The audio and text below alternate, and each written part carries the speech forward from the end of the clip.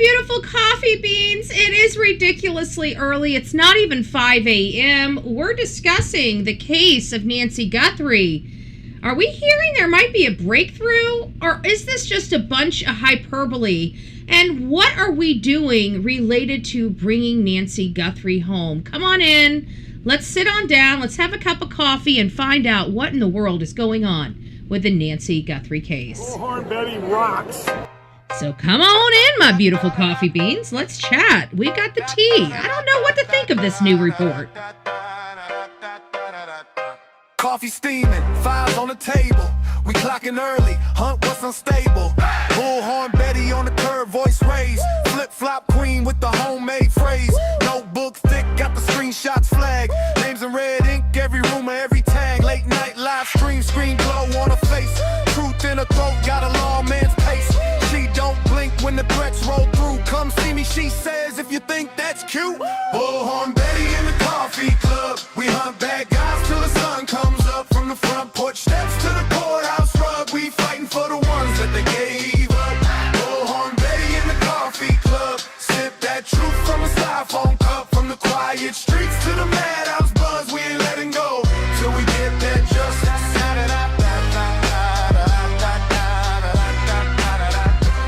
Insane Asylum, that's our crew nickname. Laugh so loud while we track these names. Whiteboard wild with the webs we spin. Pen to pen, see the pattern sink in. Turmo shaking when the case goes cold. We stir it back up, won't do what we're told. Doorstep question, side eye stare. Where were you that night? We hanging right there. Bullhorn Betty in the coffee club. We hunt bad guys till the sun comes up. From the front porch steps to the courthouse rug. We fighting for the ones that they gave up. Bullhorn Betty in the coffee club. Sip that truth from a styrofoam cup. From the quiet streets to the madhouse buzz. We ain't letting go till we get that justice.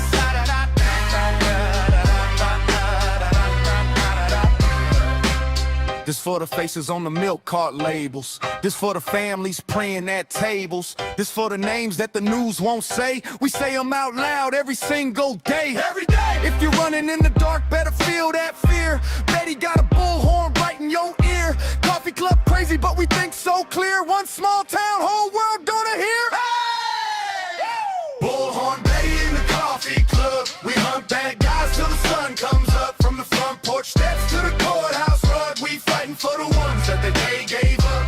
Bullhorn Betty in the coffee club. Sip that truth from a styrofoam cup. From the quiet streets to the madhouse buzz. We ain't letting go till we get vengeance.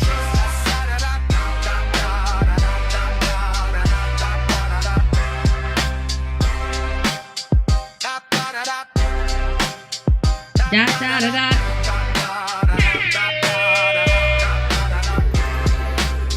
Woohoo! Happy Saturday, y'all.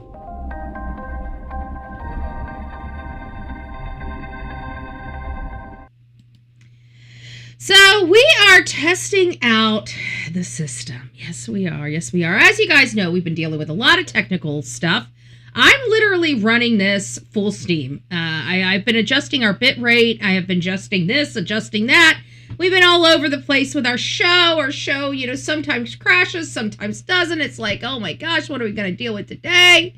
So I decided I didn't really want to rebuild OBS. I figured I would start looking at, you know, maybe some other issues. And I realized I didn't have my... This is going to sound stupid. And I don't know if it's fixing the problem. Like, this is the first time we're running it.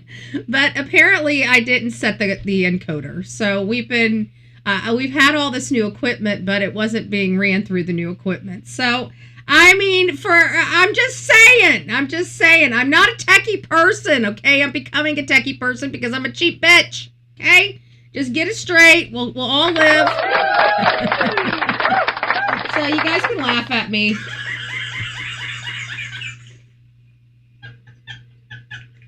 So the encoder has been using our CPU. Our CPU has been kind of dropping. It's been overloading the system.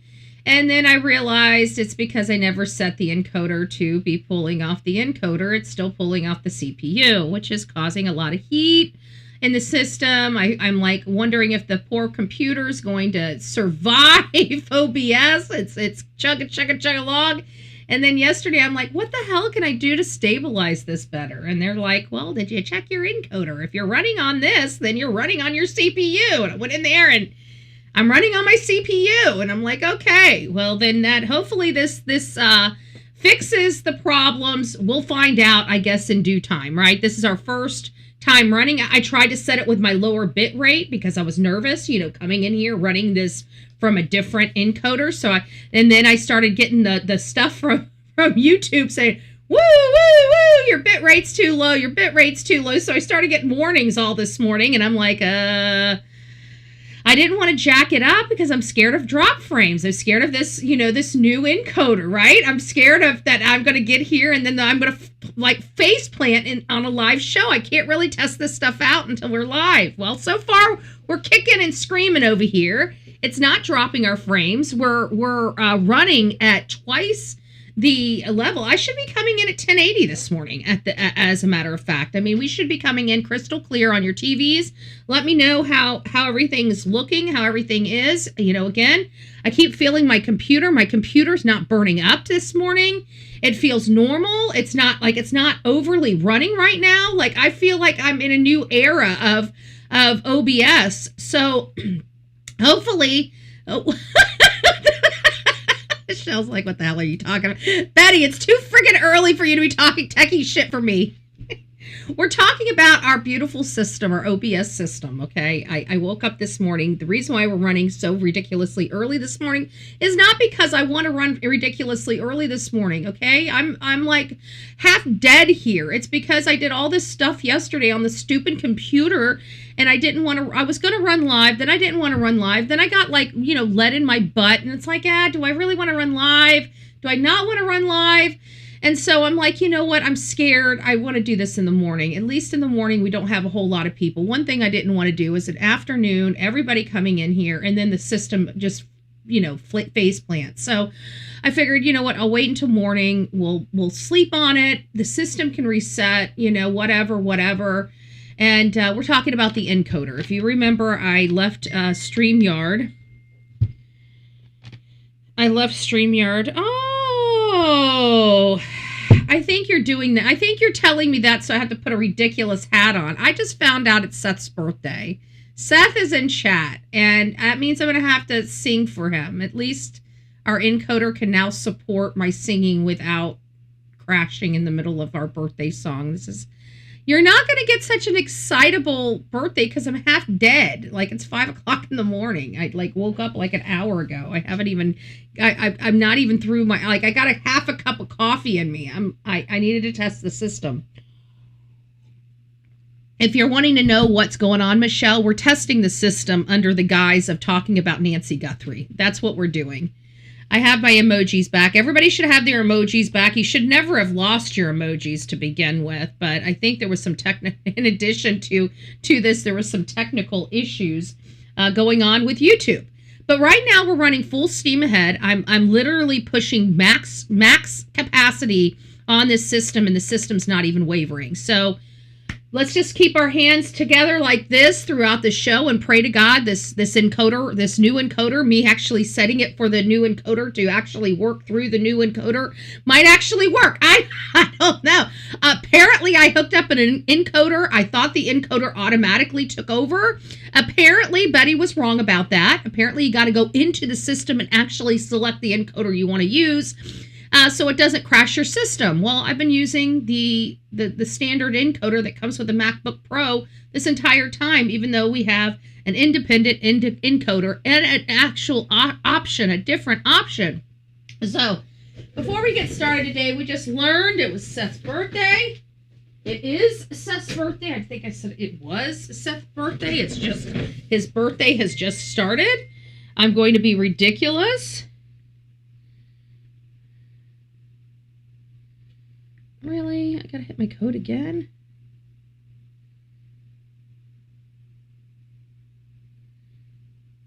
I know it's your birthday. It hit me twice saying it's your birthday. We heard the first ding said it's your birthday. We heard a second, Dean. It's the same text message. Okay, I look like a Hot Mess Express because I am a Hot Mess Express. Good morning. It is Seth's birthday. Seth is the father of Sebastian Wayne Drake Rogers. Sebastian Wayne Drake Rogers has been missing since February 25th. That's when he disappeared, February 25th, 2024. And he was reported missing on February 26th, 2024, a day later. And he's been fighting for answers for his son ever since. And today is his birthday. Boy, you gave yourself such a birthday present, did you not? Now this year you're a pain in the ass to your own birthday. I just thought I'd put that out there, birthday boy. Nobody needed to give you a paddle on your ass this year for your birthday. You did that all by yourself. Say, I can do bad all by myself. Yes, I can. That's Mr. Seth.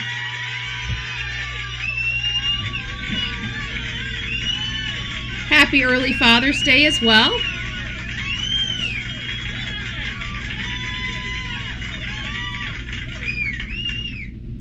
So, everybody sing with me. Happy birthday to you. Happy birthday to you. Well, happy birthday, dear Seth. Happy birthday to you. No, I'm just joking. Happy birthday to you. Happy birthday to you. Happy birthday, dear Seth. Happy birthday to you.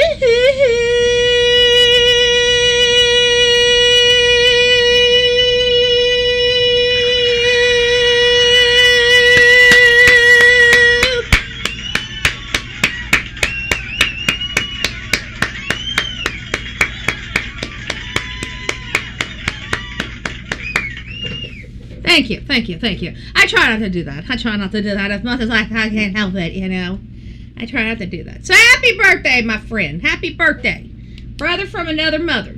Happy birthday. Happy birthday. All right, I'm done. All right, now we know that the system can handle my horrible singing in the microphone and not crash on me when I really wanted it to crash on me. Now that I want the damn computer to crash on me, it just keeps going and going and going. I just love this fact that my computer is not burning up. I love it. My computer looks like it's about to get caught on fire.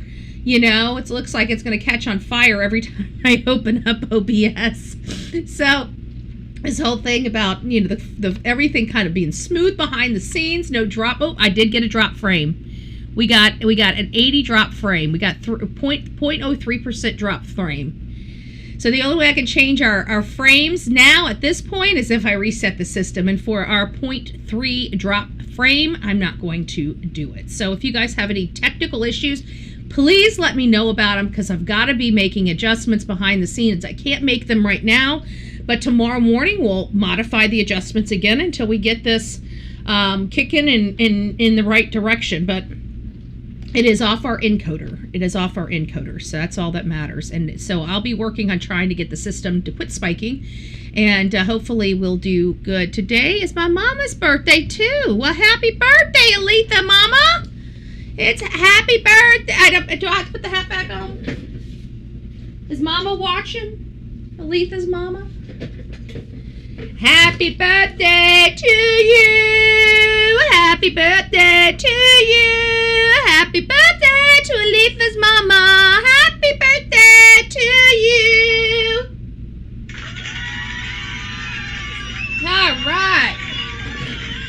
Popping and locking today, baby. Popping and locking. Popping and locking. All right. No, she's asleep. Well, clip it and let her see it. Clip it and let her see it. All All right, I'm in bedhead Betty. I did brush my teeth. I did get a cup of coffee in me. I'm not a complete utter slob this morning. Another request, Miss Betty. Can you call me after your show, please? Absolutely. I'll call you after my show. Actually, let me write that down so I don't forget, because I'll be running out of here. Let's see. Call Seth. Okay, maybe if I write it down, yes, I'll call you after my show. So it's nice to see everybody. We got a little bit to go over.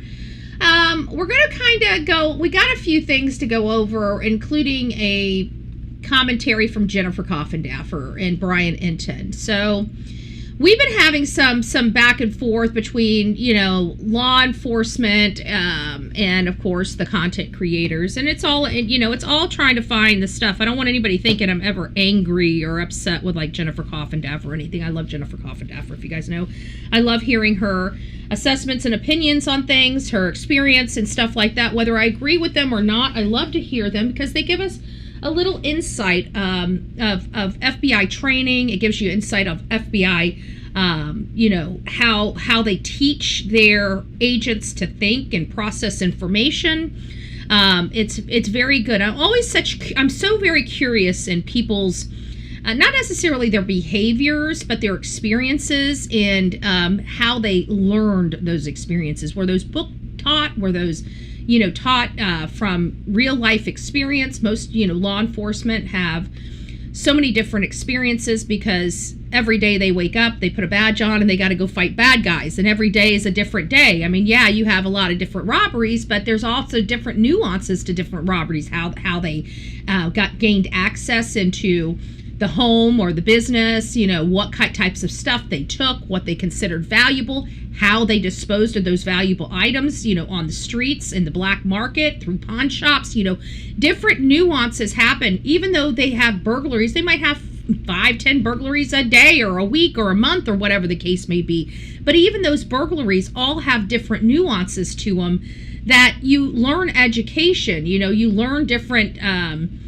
techniques that bad guys use, right? Because not every case they may steal the same thing, right? You might have 5 cases where they went into a convenience store and stole lottery tickets and booze, right? Let's say lottery tickets. That seems like the streetwalker, what they're usually after is cigarettes, money and booze, right? So you might have 5 of those cases, but those all might be different. Somebody may came through the roof. Somebody might have pried open a back door. Maybe an employee didn't secure the building well enough. Maybe they forgot to put the security system on. Maybe there's another different way. Maybe they just walked in during early business hours and stuck something in a convenience store worker's face and, demanded this, that, or the other. There's just a lot of different nuances. Yeah, you may have 5 burglaries with the exact same things missing, but it doesn't mean it's the same person. And everything about that case might be a lot different than the prior case. So that's, following these things, especially law enforcement, they get experience in different nuances of different crimes. And they learn those things. And those things don't really leave you too well, like you don't really forget those things. They're almost ingrained in you, even your experiences, because of the shock value that's, I think over time maybe law enforcement doesn't have that, but definitely when they're new and green, there's a lot of stuff that they carry with them because they remember, for whatever reason, it was the first time they experienced this. Somebody will remember that. It'll last you a lifetime. Maybe not every single one of the cases will last you a lifetime, but definitely the first of each of the fields of craziness that you have to go through. So anyways, that's pretty interesting. But I think Brian and Jennifer are kind of talking about the wrench attacks and the subjects and, why are they not putting the suspect on the billboards and why haven't they give us any more detailed information about the subject? We have a lot of questions related to that. And then, of course, we're hearing, is this a breakthrough? And, of course, we're like, for me, when I start hearing breakthrough, I don't get excited in this case because in all fairness, I think it's hogwash.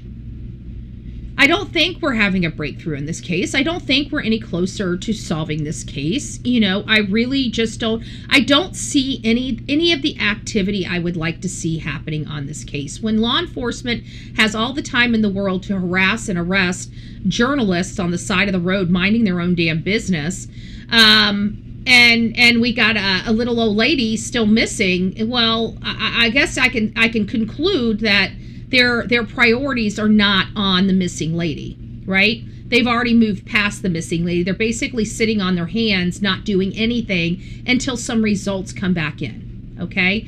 That's typically what I understand it to be. Yeah, there's some leads and stuff like that. We're not seeing a whole lot of people being reached out to. We're not seeing a whole lot of law enforcement leaving that building and going out and doing shoe leather investigation. We're not seeing any of that. I have hope, though. Yeah, I mean, I get it. I have hope. I have hope for a lot of things. I have hope that even Summer Wells, that we're wrong about the Summer Wells case and somebody kidnapped her and she's healthy and alive. You know, I have hope. But, you know, hope in one hand and have reality hit you in the other hand. See which one fills up faster. It's the reality side of it, right? Hope this day and age yeah, we love to have it. But let's be honest. I mean, most of the cases we're dealing with right now, we have a lot of hope for, but the hope ain't bringing them home. Hope ain't bringing them home, unfortunately. We have a lot of it here. It's sad. It's sad. What I don't like is that nobody's physically searching for her. And everybody's like, well, we don't have any place to search. We don't know where she's at. I guess maybe better forensics would have been nice, huh? Like maybe taking the mat out from front of her door, maybe cutting the concrete out to find out what truly happened outside of that front door. Like, why didn't they take the concrete? That concrete could have went to testing. It would have been heavy, but it would have been analyzed. We would have been able to see how she fell. Because the experts are saying that her face was a foot from that spot on that concrete. Well, she would have had a face plant. I'd like to know where her knees hit and where her hands hit. You know? We'll never know that. We'll never see that. The lack of fingerprinting. They didn't, when they were out there, let's remember this. When she was reported missing on February 1st, and they had 30 hours to process that crime scene, and they didn't even dust the doorknob. Now, granted, at that time, we did not have the images from Google, so everybody's focus was kind of Tommaso. But at the end of the day, we saw a blood trail out of that front door. Everything in that area, especially that area, more so than any other place in the house outside of her bedroom, should have been thoroughly investigated forensically. That means there should have been fingerprint dust all over that bracket, all over that door, all over that metal grate, that security door at the front of her house.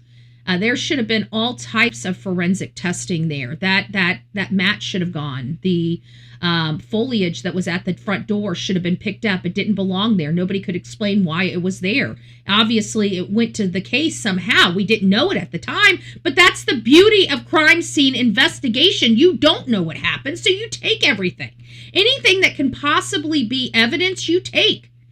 Yet the one main thing, that front door, that was the biggest evidentiary find in that case, in my opinion. I mean, this is a place where both the subject and the victim was observed being at. How do we know they were observed being at? Well, we know the camera caught the suspect there, and we know that Nancy Guthrie's blood's leading out of there. So this is an area that both the subject and the victim were at, and you left all of the evidence behind. You never collected even the foliage that he had his hands on.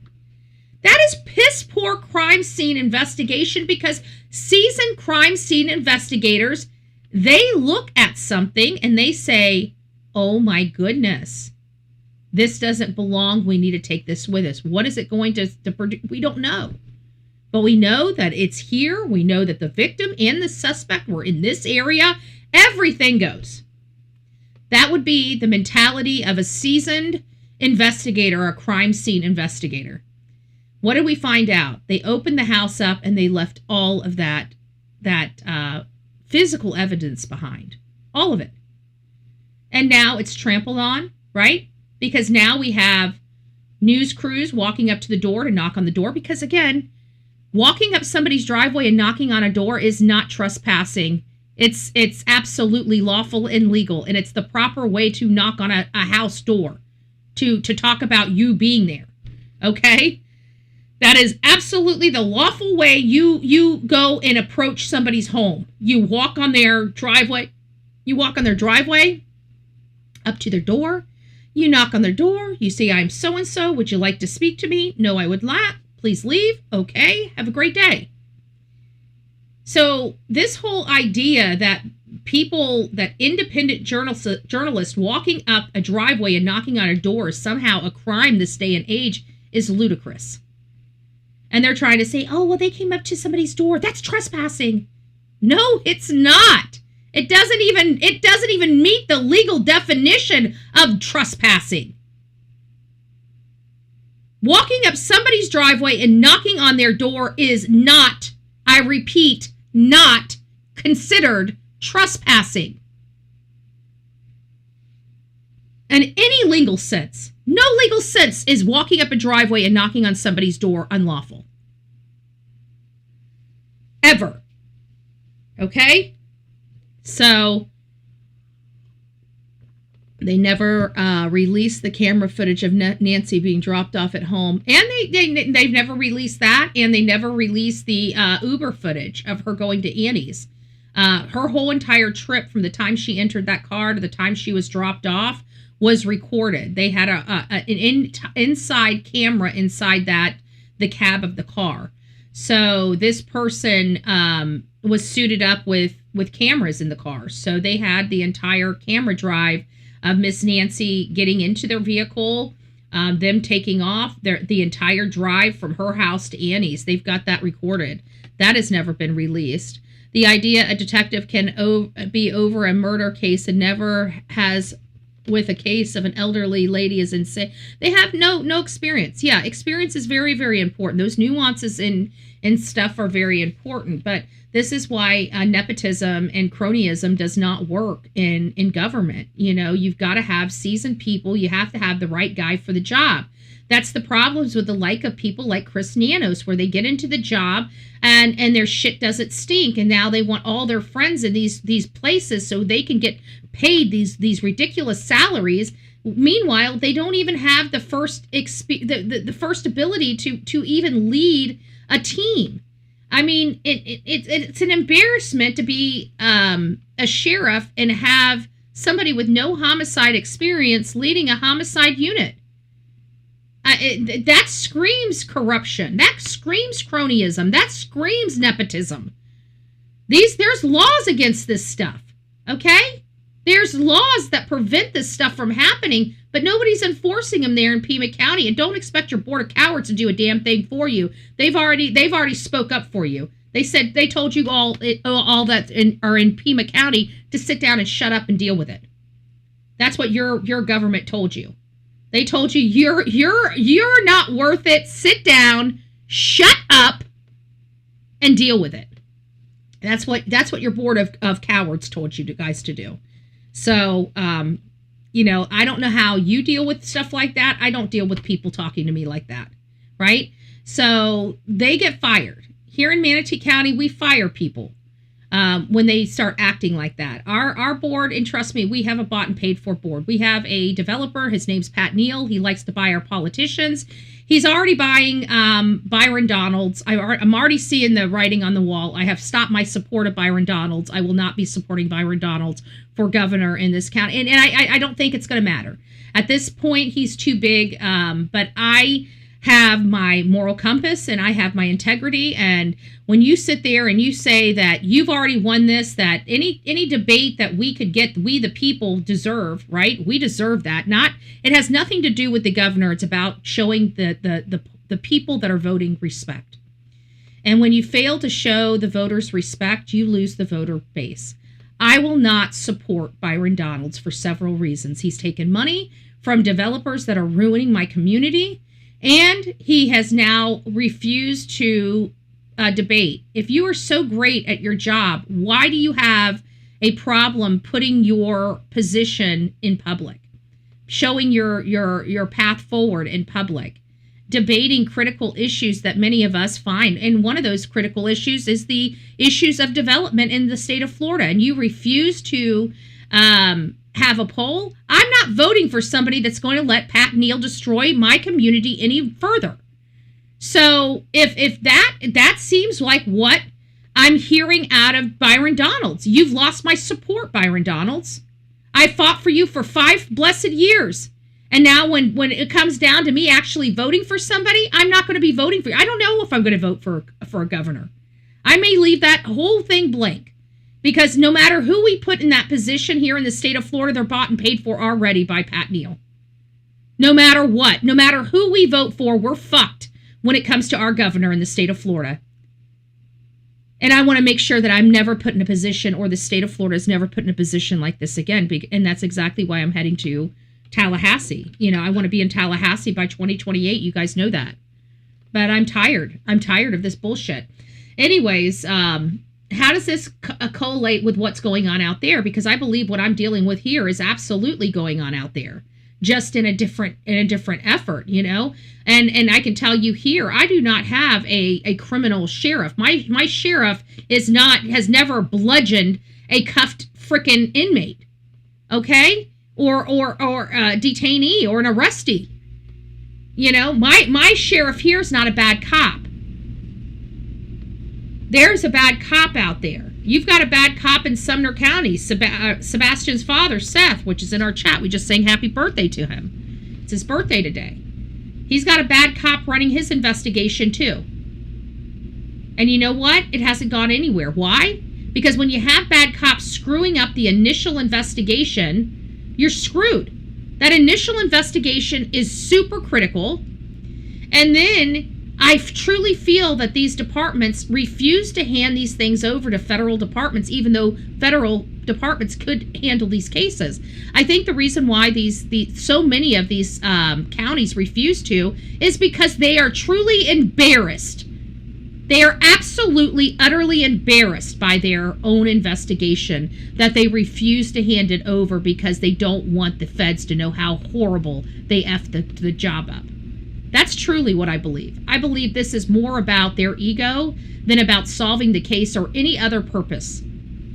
I think that Chris Nanos, I think he has screwed up this case so bad, he refuses to hand it over to the feds because he hates the feds. The feds want him in prison. I want him in prison. But I truly believe that it's not just the fight. I think because they did such a piss poor job, and he stood up on his hill all alone saying, my team's the best team to do this job, and we the people can see clearly, especially the ones that are seasoned crime scene people, right? We're seasoned. We've been doing this shit for years. And we're looking at this case and we're like, okay, this is not being handled correctly. And then we've got a dumbass sheriff, right, coming out and saying, how would they know? Well, it's because we have more experience than your supervisor of your homicide unit. That's how we know.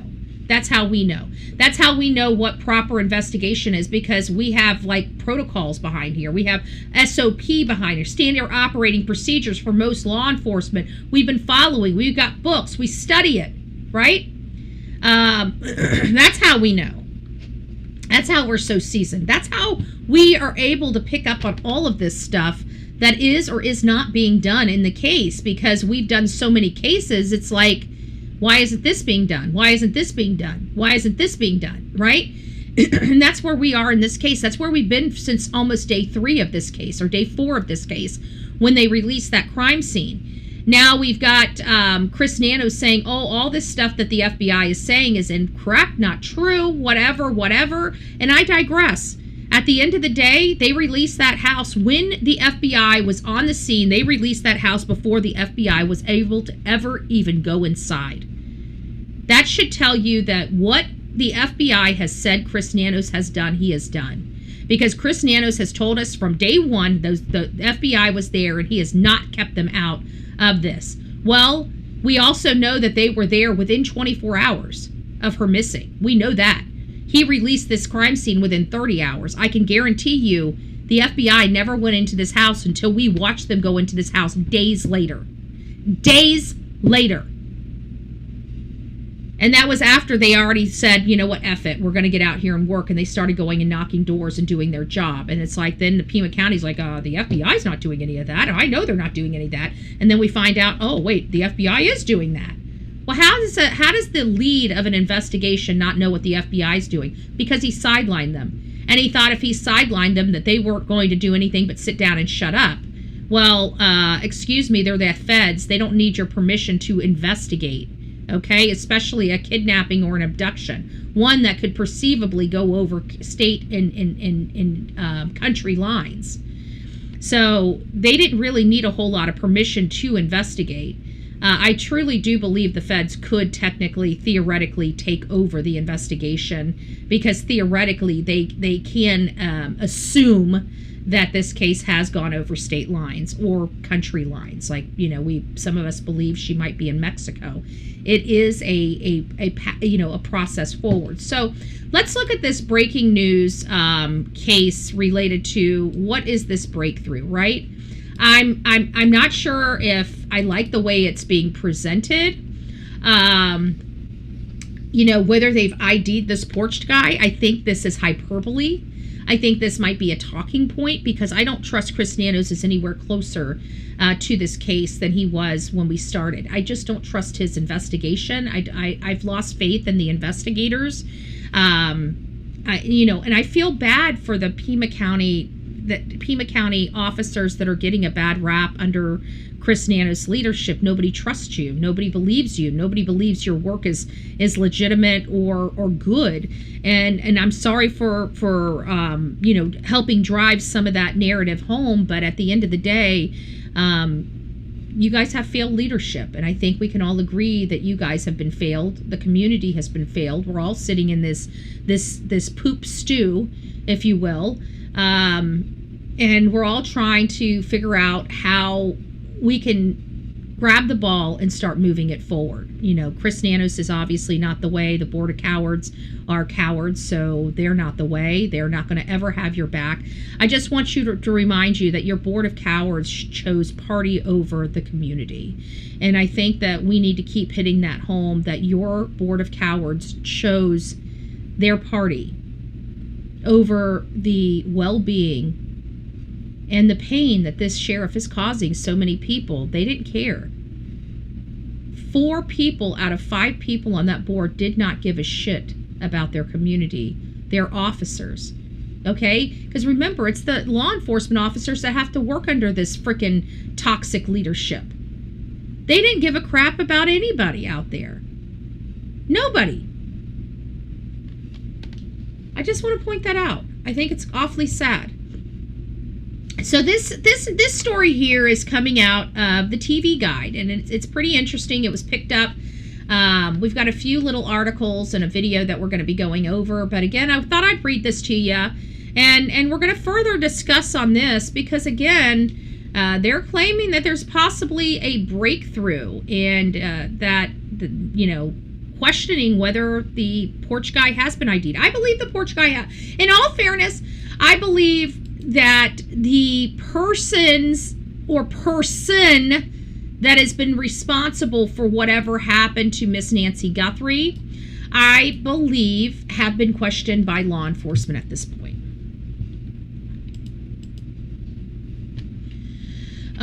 It doesn't make my statement true.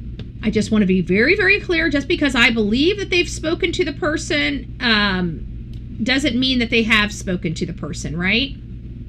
So I just want to be very clear on that. And but I do believe that they've spoken to the person, because I believe one of the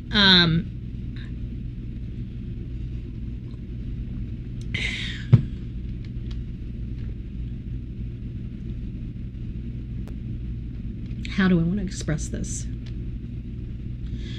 So we've had several people that have come under public scrutiny. Okay, public scrutiny, not just from us, but from law enforcement. There are 3 people that have come under public scrutiny and law enforcement scrutiny. 3 people that we know of right now. Those 3 people, oh, I don't like that. Where is that coming from? That's coming from over here.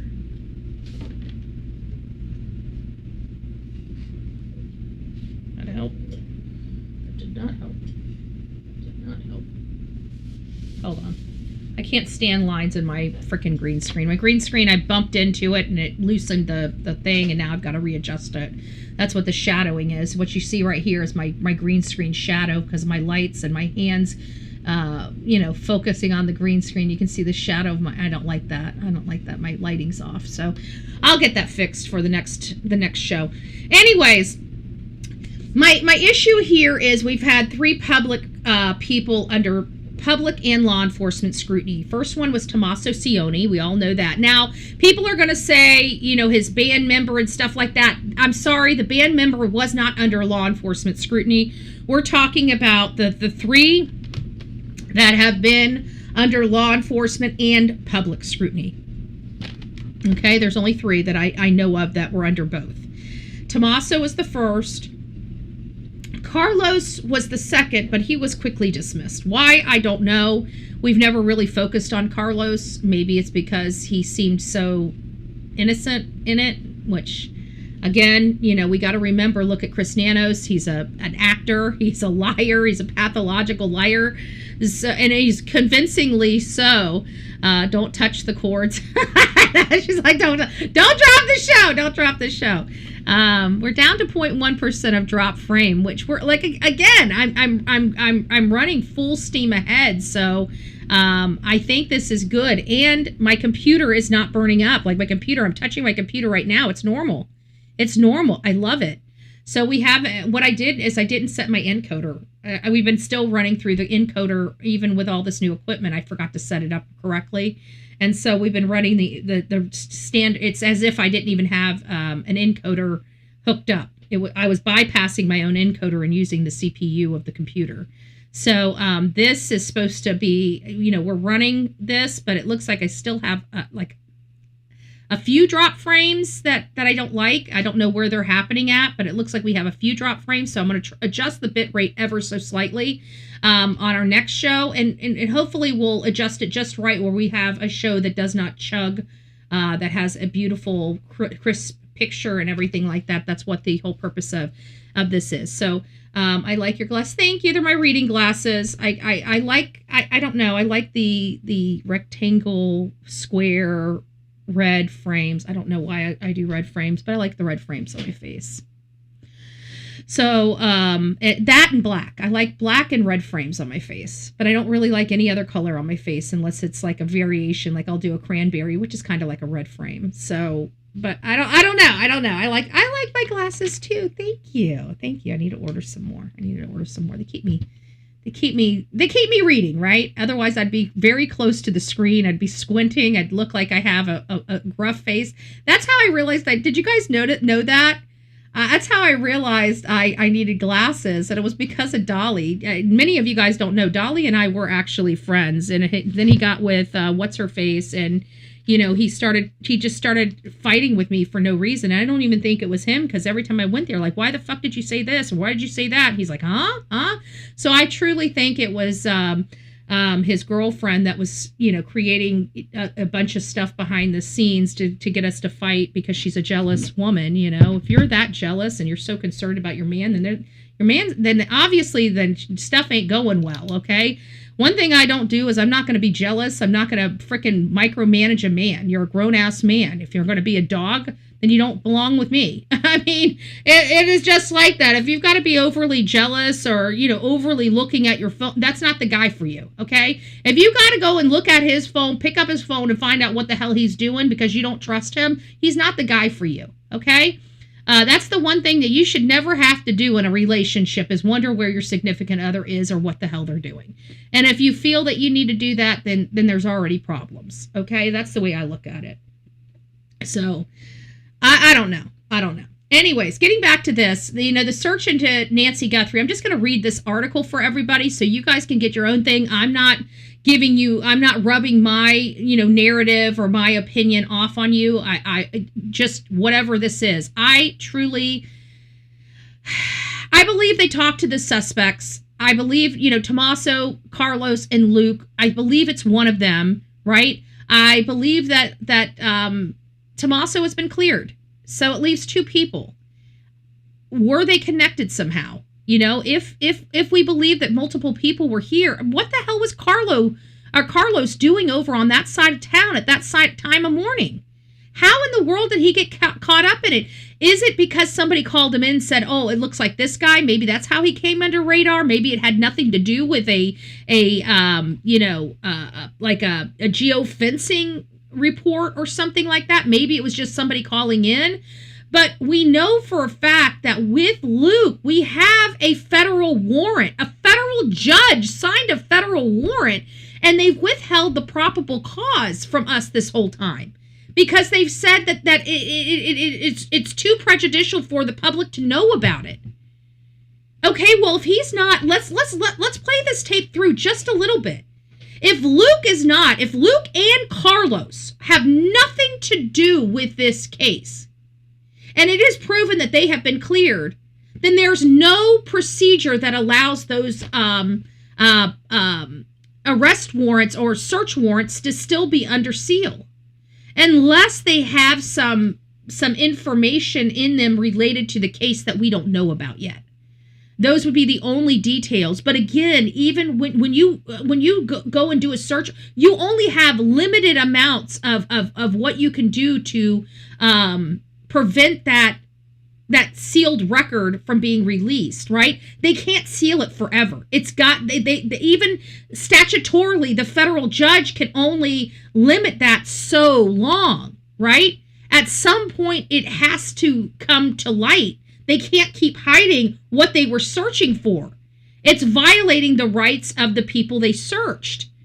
So the federal warrant is significant. It is significant in my opinion, because we're not dealing with typically corrupted, like I said, in Pima County, when you have a corrupted sheriff, we know that we have a corrupted board of cowards, because they were all on board and trying to remove this Yahoo from his job. And then all of a sudden, boom, just like that, all four of the Democrats decided, nope, we're not moving down this app. Somebody got a phone call. For them to do a 180 like that within 1 week, somebody got a very powerful phone call. A very powerful phone call that threatened their ability to be a politician in the future. And so they all fell in line, just like that. That's how it works in politics. I swim in the sea of slimy swamp creatures. Slimy swamp creatures. Every single day, I go and dip myself in that swamp. Every single day, I dip myself into that swamp.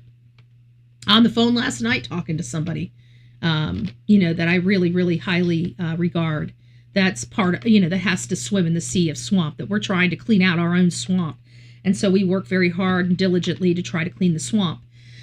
Well, they got a swamp there. So you got a corrupted board, you got a corrupted sheriff. The chances of having a corrupted DA, that means that the sheriff can just go in there, stroke the ego of the district attorney, and he will have whatever he wants, whether he's entitled to it or not, right? That's how corrupted communities work. So if that's how they went with the Carlos character, then I'm not too really involved with Carlos, and that might be the reason why nobody else is involved with Carlos. But we know for a fact when it came to Luke Daly, now we might find out that Carlos is a federal warrant as well. I'm not sure, because the only time I heard about a federal warrant was from Brian Inton, and it was related to Luke Daly. He was a federal warrant. Now, I don't know if Carlos was a federal warrant. I really don't. But we definitely know, without a shadow of a doubt, Luke Daly's was. I don't know how they checked Tommaso, right? We now realize, and this goes to the people that said, hey, wait a minute, I don't know about this family. I don't know if we should really be taking into consideration what Chris Nano says, because let's face it, he's the one that cleared the family. And we now know that him and the FBI have been butting heads about every damn decision made in this case. Because Chris Nanos thinks his shit don't stink, even though he's a freaking criminal. Hey, Free Side, it's nice to see you, Love Bug. So how do we know? I mean, and it's been questioned, and I've dismissed it, and you guys know I've dismissed it because, what am I going to fight it with, right? A law enforcement body said these people are cleared. What do we do about that? How do we fix that? I don't know if we can. Sione has not been checked. We know nothing about him. Well,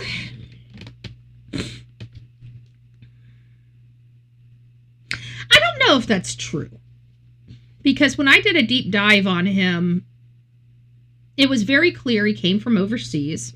He's been here about 20-some years. Since he'd been here, him and Annie have just been thick as thieves. They just really gelled well. They ended up getting married, having a kid. And everything that we've seen from Tommaso and Annie have really been more hippie, salt of the earth, poets and jewelry. And, when I looked in their history and looked at their, what have they ever been, in trouble for? And it's like driving, speeding, rolling through a stop sign, being on a phone when the law's hands free, things of that nature. It just, absent-minded type of crimes or incidences, I should say, not crimes. I mean, violating a road is a crime theoretically, but it's a crime that you get a ticket for and you don't go to jail. It's like, it's a low level. It doesn't even register as a misdemeanor. It's just a citation, right? And those citations do go against your record. They do see citations on your record. So those were more in line with what I was seeing. Like even with this new case of this lady in South Carolina, Elena Moore. What did we find in her background? Domestic violence, right? So we know that there's a history of domestic violence there for her. That's a mentality. That's a behavior. We can say that, if she's never gotten help for being either abusive or being abused, because I truly do believe the majority of women that do go to jail. Now, I do believe women, I've seen violent women before, very, very violent women before. I've seen a woman beat the living snot out of a man. It was a long time ago. I was in my 20s. It was in all fairness, a very ran down area of the community. That's kind of where my lifestyle took me at that time. And this guy, we were across the street, pining and sitting outside in the chairs, because that's kind of what you do over in those areas, right? You're outside in the chairs, right? Passing around the booze, hitting the pine. That's kind of where we were. And all of a sudden, across the street, this freaking sliding glass, or this screen door just slimes open, and this man is just running out of this house with everything. You could see the fear in his face. And his woman was right behind him. She had a pot and pan. She threw the pot and pan down, picked up the garbage can, the metal garbage can, and started taking it and beating the living snot. We're just sitting there minding our own business. This day and age, we would have grabbed the vacuum cleaner out there, kind of. That's kind of how you hide you being nosy this day and age. You just bring the vacuum cleaner out in the front yard and you just start vacuuming your lawn, right? So we were there just watching this, and so I do know that there are some very violent women out there. That woman beat that man to a pulp. We didn't call the cops. Nobody called the cops. That man freaking was, after a few minutes, got his butt up off the ground after she was done and went back in the house. I'm laughing at it. It's not funny. Abuse is abuse, but I'm just saying that, it's hard for people to imagine women being violent to that tune where they're the abusive person in the relationship. Most of the women fight back because they're sick and tired of being abused. There's a big difference there. But this woman was just mean, and he should have been keeping his zipper up, because we all knew what it was about. The whole damn neighborhood knew what it was about her best friend that should not have been over at the house, that was over at the house. And next thing you know, again, get the vacuum cleaner. Get the vacuum cleaner. So Tommaso and Annie, what I'm trying to say, didn't have what we were looking for in their history. I mean, they're older. They're in their 50s, okay? If these were the type of people that did this, that had financial problems, we would see a history of, debt collections. We would see a history of, foreclosures or attempted foreclosures, or just a history of these things. These things, when it comes to mortgages and other things, are very public, okay? Because if you can't pay your bills, what do? They take you to court. Court is a public avenue. We can go and pull court records all the time. They're public court records. That means once you go to court, you can't hide what you're doing, okay? So everything is on the record. Everything is discoverable. Everything is you can, unless it's a sealed or family court with young children, you can typically order those records and find out what happened. In family court, there's a lot of redactions because there's a lot of private financial information that the public is not entitled to. So, but there are still some things, even in family court, divorce court, and otherwise, that are still discoverable for the public. They can't carte blanche say these are records you're not entitled to at all. You can be entitled to. You can be entitled to the complaint, the orders, in any discovery that is in a public forum, in the public light, that's not under seal. So I didn't see where they could have been responsible, but you never know. This day and age, there's a lot of people's first crimes is homicide, right? Especially a lot of the young people. A lot of young people don't know how to handle adult relationships because they were never taught. Our schools are too concerned about their sexual identity than making them, well-rounded adults with good education and know how to balance a checkbook, okay? They want our kids dumb because they want the next generation so dumb they can take advantage of them. And our government is actually doing that. That's why so many people have taken their children out of our public indoctrination camps and started homeschooling them.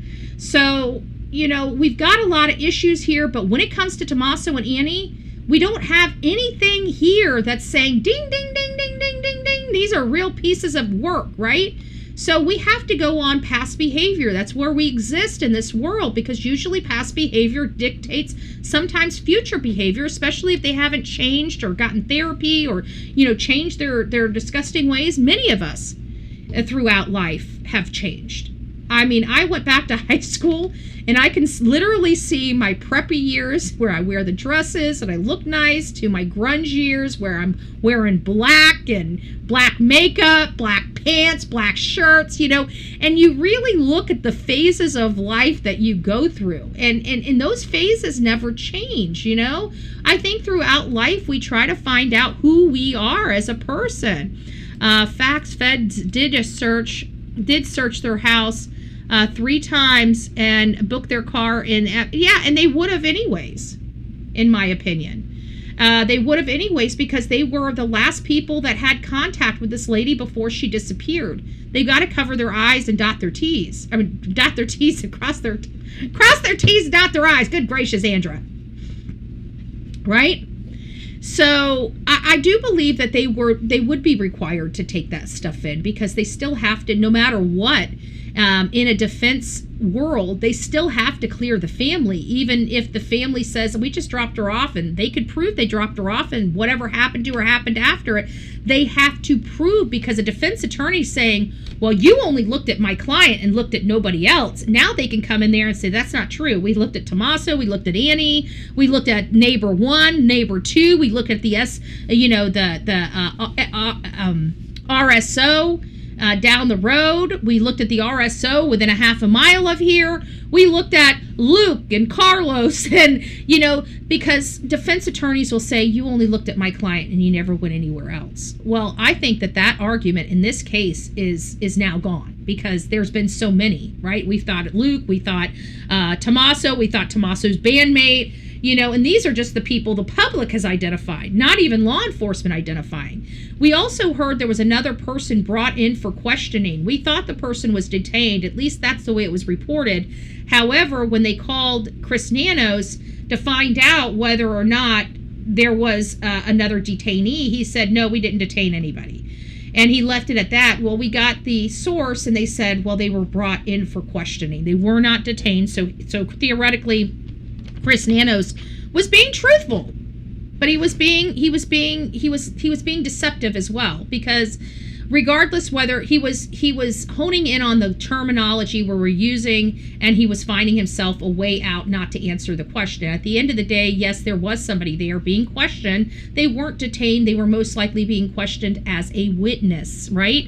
And you wonder, who was that witness and why were they there? Were they there for Tommaso? Were they there for Carlos? Or were they there for, say, Luke Daly or somebody else? We don't know. Did they voluntarily come in, or were they asked to come in by law enforcement? Subversive? Yeah, potentially. Is the person that was in the white van that shot themselves? Circling back to that white van,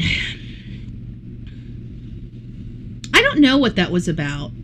I do believe that there was something else going on that night. This is Pima County. This is Tucson. There's a lot of crime there. There's a lot of drug use. There's a lot of people that are on the roads. There's a lot of different types of crimes in that community because they haven't mitigated the drug problem. They've enabled it. And enabling people to have drug problems is enabling them to rob and have to support that drug problem. We believe in abstinence. We believe people need to go to therapy and recovery. But again, therapy and recovery is only when they're ready. We can force these people into therapy and recovery and they'll never get sober because we forced them into it. They've got to be willing to do it. They have got to be ready to change their life. And most of these people are so sick they'd rather perish and die than live. And it's sad. But I don't believe Annie and Tommaso really have anything to do with this. I know the rumors. I've heard the rumors. We've looked into the rumors. I just don't believe them. I really don't. I think that they were cleared entirely too soon. That doesn't change my position on that. Just because I think that they were cleared too soon doesn't mean I believe that they were responsible for what happened. Clearing is so. By clearing these people, even when we were in Brian Koberger, these young kids, it was such a toxic environment for social media. So there were some social media content creators that were just truly out of control. And there's nothing we can do about them because they're entitled to be out of control, right? We can't control that. But they were so out of control and blaming literally everybody that it was becoming a hazard to some of the people being brought into this. So the law enforcement out there had no choice but to clear some of these kids, to keep them off the radar because they were being attacked so egregiously after already dealing with such an emotional issue of 4 students being literally murdered in such a graphic way at that school. It was very hard. So I understand why they had to rush and start clearing some people. It was for safety purposes, in my opinion, but this one doesn't rise to that safety level. And people talking online or embarrassing you online does not rise to the level of being cleared. And what it creates is whenever you have a case where they are prematurely clearing people expect that in other cases. This puts a huge problem on other cases and law enforcement procedures across this country that are saying, well, they were cleared, why can't you clear me?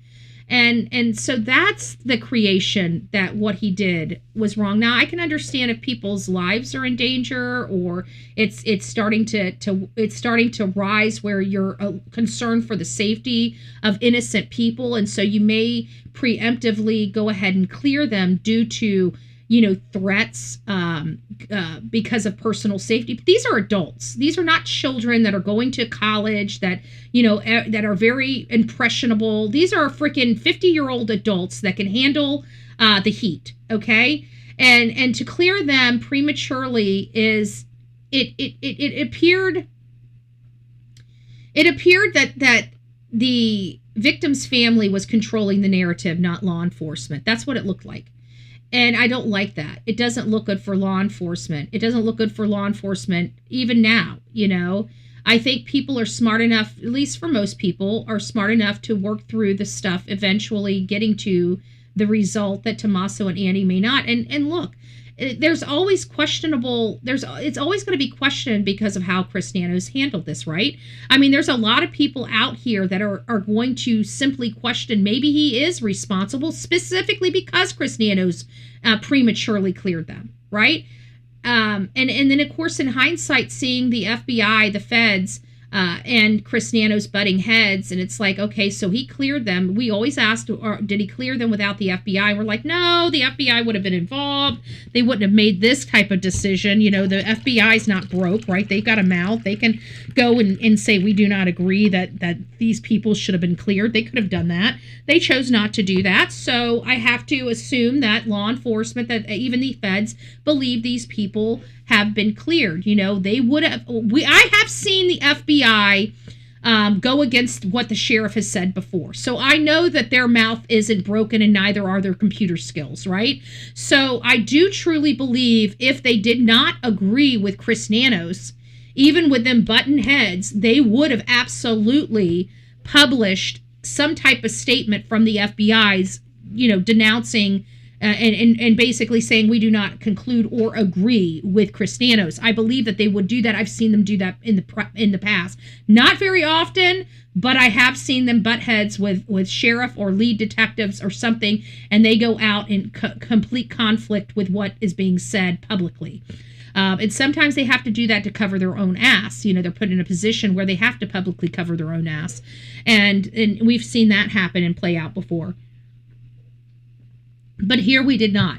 So I have, you know, there is some assumption being led here. So I want to tell you, I don't have facts supporting this, but I'm still assuming that law enforcement agrees with the clearing of these individuals. Okay, so it's my assumption, and you guys know how assume means. So I'm not wholeheartedly here. Do your own research. I'm not taking that position. It's just a possibility. So as the search for Nancy Guthrie continues well into its 5th month, so sad that it's going into the 5th month, with no public update on her whereabouts or potential suspect, a former FBI agent wonders if law enforcement already knows who's responsible.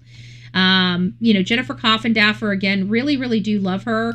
I just want to be very clear on that because, you know, sometimes I speak, and just because I speak on a topic and I'm adamant about a topic doesn't mean I don't care about the person. You know, this is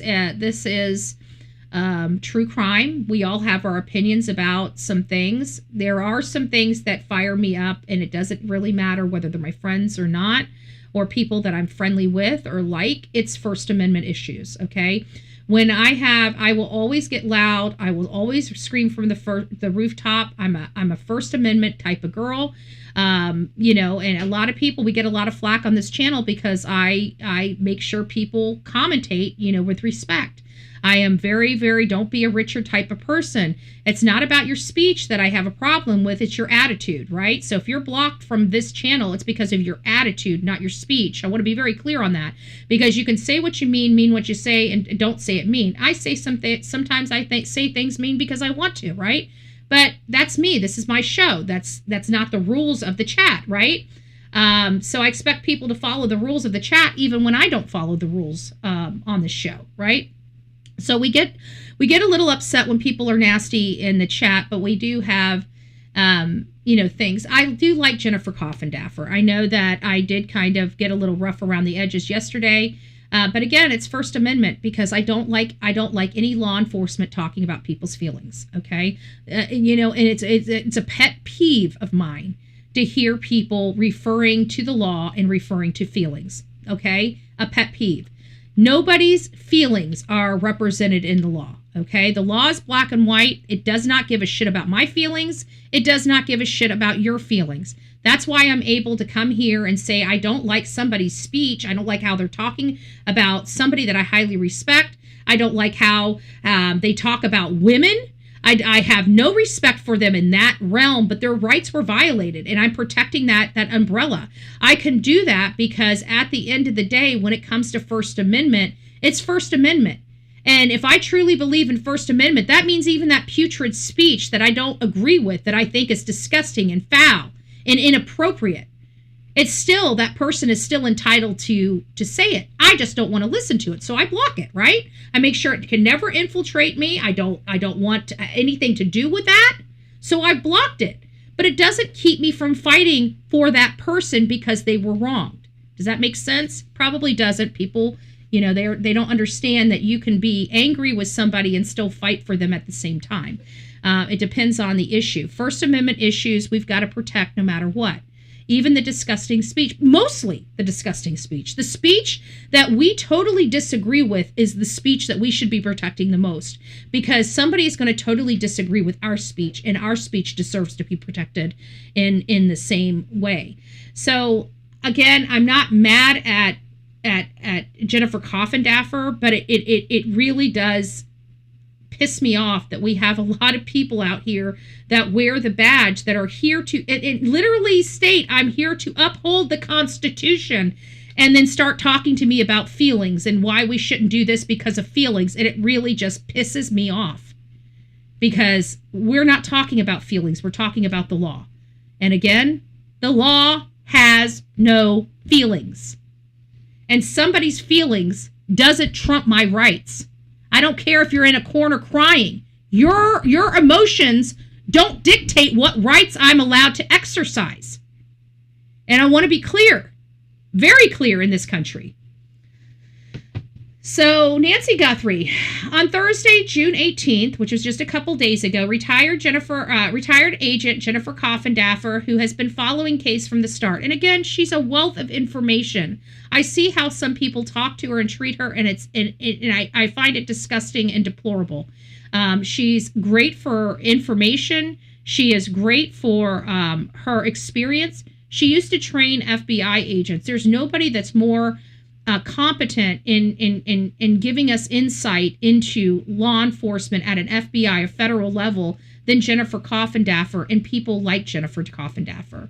So most notably, Coffindaffer asked why the police and the FBI haven't released the enhanced photo of the masked man caught on camera outside of Nancy's property. And I want to go a step further, not just the advanced photo, but why haven't they given us any type of profile information about this guy or the vehicle? I'm sorry, I see a vehicle behind him. I'm not getting off of that.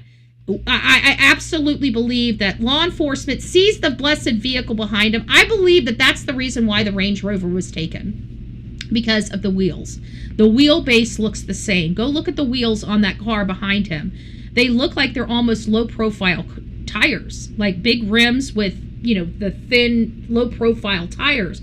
Like most tires are like this thick. Some of those are like this thick, and they hug the rim. It's pretty interesting. She said Sebastian's case was closed. No, she didn't say it was closed. She basically said nobody's really paying attention to the Sebastian Rogers case, or it's dying. And I concur with that assessment, because we had, thousands. There was not one time that we would run a story about Sebastian Rogers where we wouldn't have 1,000, 2,000 people in our chat at one time talking about the case and going over just any nibble of information that we might have had about the case with Sebastian. And it was like that for a solid year and a half. Very, very strong. Sebastian's army there, and they're still there, and I understand why their feelings are hurt when she says that, but in the reality, in the grand scheme of things, what she's trying to say is that nobody is really advocating like they once did. Like, there's no search parties out there. We're not out there on the corners with our signs. We're not, nobody's really posting flyers anymore. We do have like maybe one-off people still out there searching physically for him. But other than that, the case has died. I can tell you right now, I can pop up, turn the camera on, put Sebastian Rogers, put my little detail in there, and we'll get maybe 300 people in here.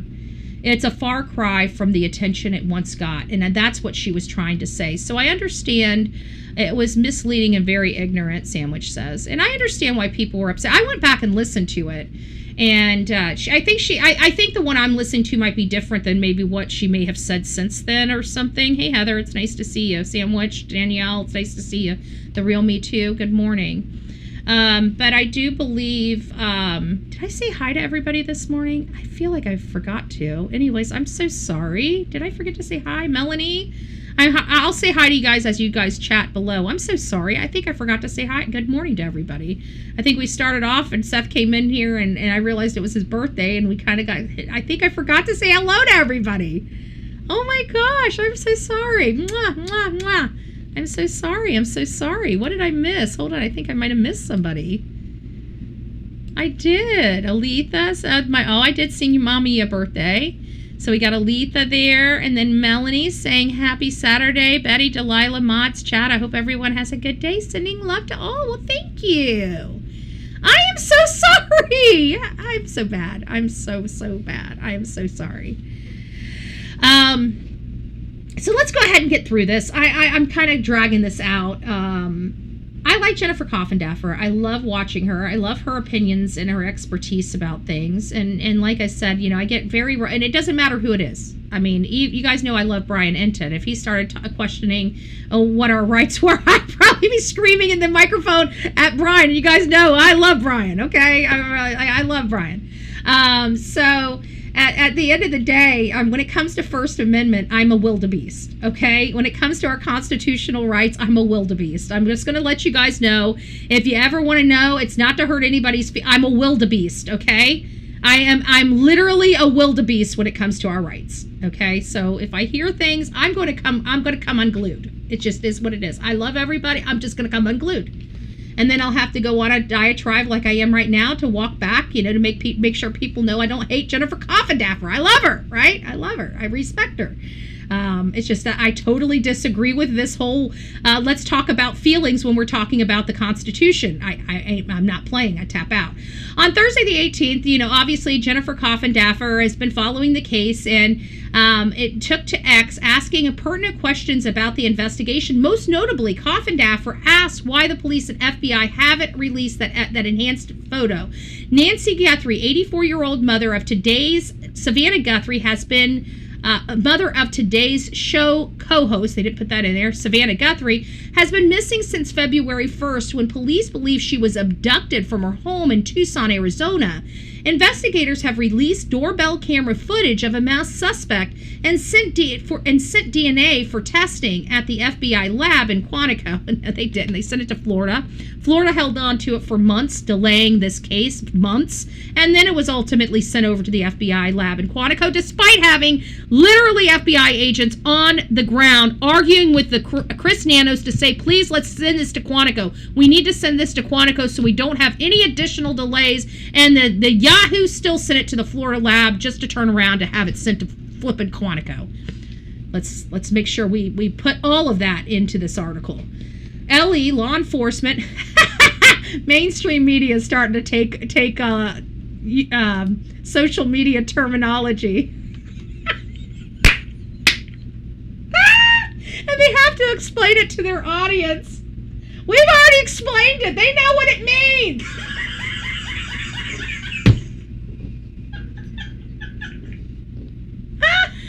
We got TV Guide using true crime terminologies. LE. They put it in quotations. If you don't know what LE means, it means law enforcement. We have created something new here. It sounds so stupid, but from here on out, now that I know TV Guide's using it, they're going to start using because we use it all the time. When we're on our channel, we're like, well, guess what LE said, right?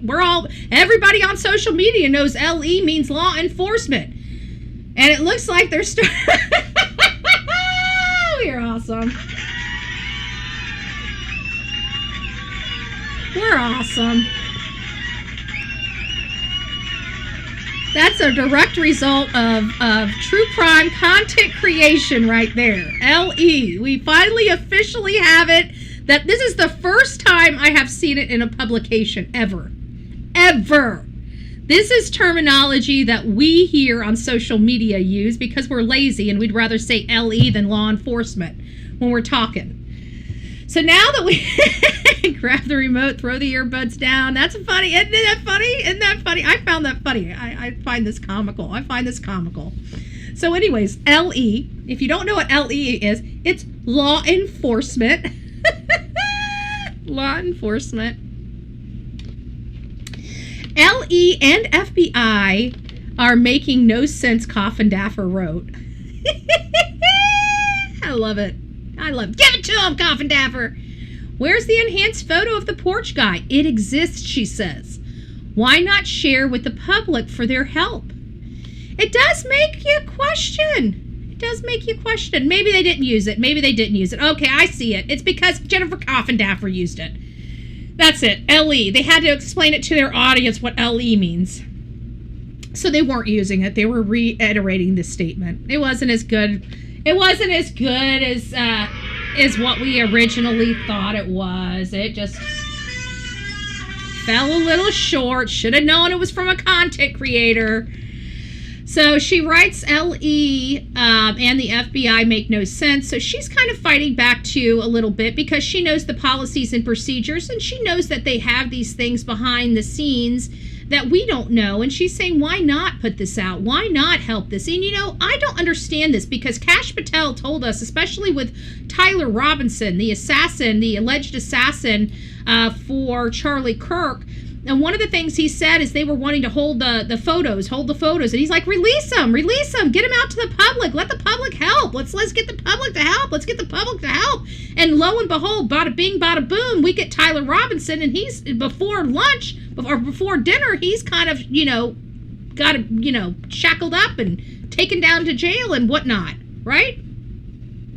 So where did that go? In this case of release, let's get the public to help. And I think it comes down to criminal Chris Nonads. I think it comes down to criminal Chris Nonads. I really do. I think he's the one preventing all these things because he's the lead. And it's just my opinion that the FBI can do whatever the hell they want. They're running their own parallel investigation. They do not answer to Chris Nanos. Why are they not releasing it? Do they have to have his permission to release this stuff? She also questioned the billboard featuring Nancy's photo. Why is Nancy's face on them? Put the porch guy's face on them and add Spanish if you want more public help, Coffin Daffer said. She's bringing up valid points here. Majorly valid points. Coffin Daffer continued to push the theory that law enforcement already knows the masked man's identity, highlighting the lack of public information about the investigation. We discussed this right here. And let me tell you,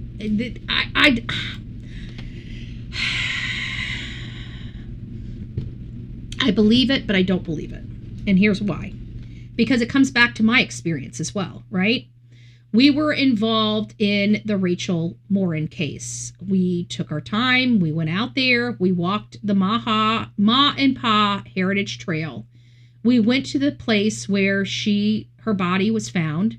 We went to the place. We looked at the area. We recorded the event of her being dragged off the trail, bludgeoned, and AR'd. A teenage girl found her the next day, bludgeoned in that condition. Had been horrible. I can't even imagine.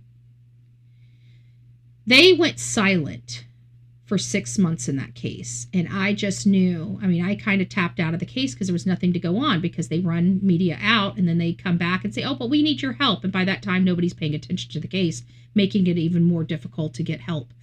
But, whatever. Law enforcement doesn't quite get it. I guess it's going to take them a long time before they get it because you can't teach old dogs new tricks. But either way, 6 months, I was absolutely determined that they had this guy locked up somewhere and they were just building a case for him because they just stopped really advocating. Now, mind you, this monster had already hurt a child over in Los Angeles, California before he made his way over to the Ma and Pa Heritage Trail.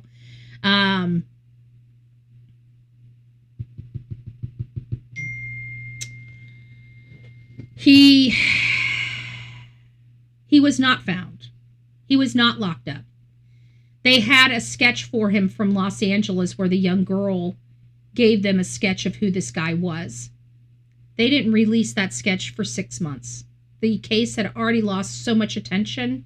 Nobody was looking at it. Nobody was paying attention to it. And so it took almost a year and a half, I think, if I'm not mistaken, about a year to capture the SOB that caused this pain. Now, mind you, he had already done this in California.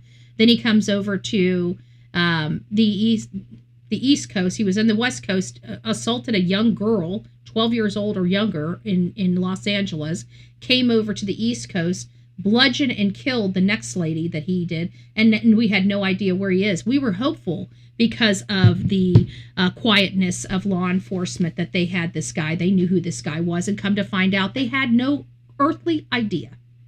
They had none. They just went silent for no freaking reason. And then all of a sudden it's like, oh, well, we need to find this guy. Here's a sketch. Okay, so 6 months later you give us a sketch. We had 1,200 people look at the sketch. 1,200. We could have had 10,000 because of their ignorance. I mean, at the end of the day, they've always been able to just go to their media, speak to their media, and it go on the local news, right? Media is dying. Media is being done differently today than it's ever been any other time in our history, in this world's history. And law enforcement is still playing by the old rules, and they have no clue. They have no clue, in my opinion. But because of that case, this makes me question this. Just because they're going quiet doesn't mean they know anything or they're any closer to finding what happened. Nothing on...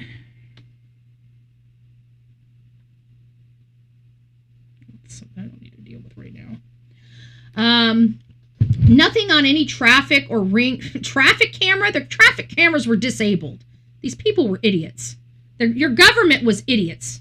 They weren't thinking of safety at all. They were thinking of the criminals. They weren't thinking of their law-abiding citizens. They don't. You know what? You know why they want to turn the cameras off? Because they don't want to arrest people. They don't want to do their job. They don't want to enforce the law. Law enforcement not wanting to enforce the law. Insanity. Insanity. Nothing on the traffic or Ring Nest camera to distribute after 4 months. Nothing. It's unfortunately possible. That's what she wrote. It's unfortunately possible. No traffic Ring doorbell camera to produce and to release in 4 months. So she's calling into question. I think she's calling into question a few things. Really, you don't have nothing. Or are you withholding it and really dragging this case out? Finally, 0 searches since day 2. 0 searches. This has been our major issue here. No searches for this lady whatsoever. Okay? At this point, they have data from phones. They have targeted areas that they could be searching. And I've been complaining about that in the Sebastian Rogers case all of this time. They have these reports. They just don't know what these reports say, what these reports mean, or they're just too lazy to get off their ass and go out there and look. Either way, and I'm going to talk just like that. And excuse me to the law enforcement out there that are good law enforcement. Unfortunately, you're all going to be smeared at the same time because of your leadership. I'm sure there's some great cops out there that don't deserve the type of commentary we're giving Pima County Police Department, or Sheriff's Department rather. I'm sure that there are great cops that are swimming in a sea of corruption and they don't know what to do other than to keep their head down and just pray to God that this guy moves on as quickly as possible. That could be what is going on. People need to live in their community. They need to support their family. And that forces some of these law enforcement officers just to get along, because they can't afford to lose their job or their pension or their benefits, and they're in a very, very tough spot. But at the end of the day, even those law enforcement people know how to get off their butt and go out there and investigate. And that's what we need. We need somebody that's out there investigating, not sitting behind the computer, not looking at taking those reports, but now getting out in the field and working those reports. And that's what we're missing. That's what we're missing in the Sebastian Rogers case as well. So earlier this month, Pima County Sheriff Chris Nonad spoke to Cold TV, where he asked the investigators, where he was asked why the investigation is taking so long. And he says this is a very sensitive case, but it really makes it prolonged is we're relying on labs. Listen, that's great. You're relying on labs for critical evidence. That doesn't stop the investigation. You still have these leads that you guys could be working. You still have those initial reports from the CART teams, from the geofencing, from other things that you can say, oh, this phone's here, and we saw this phone in the middle of the desert. Let's go in the middle of the desert and see what the hell they were doing over there.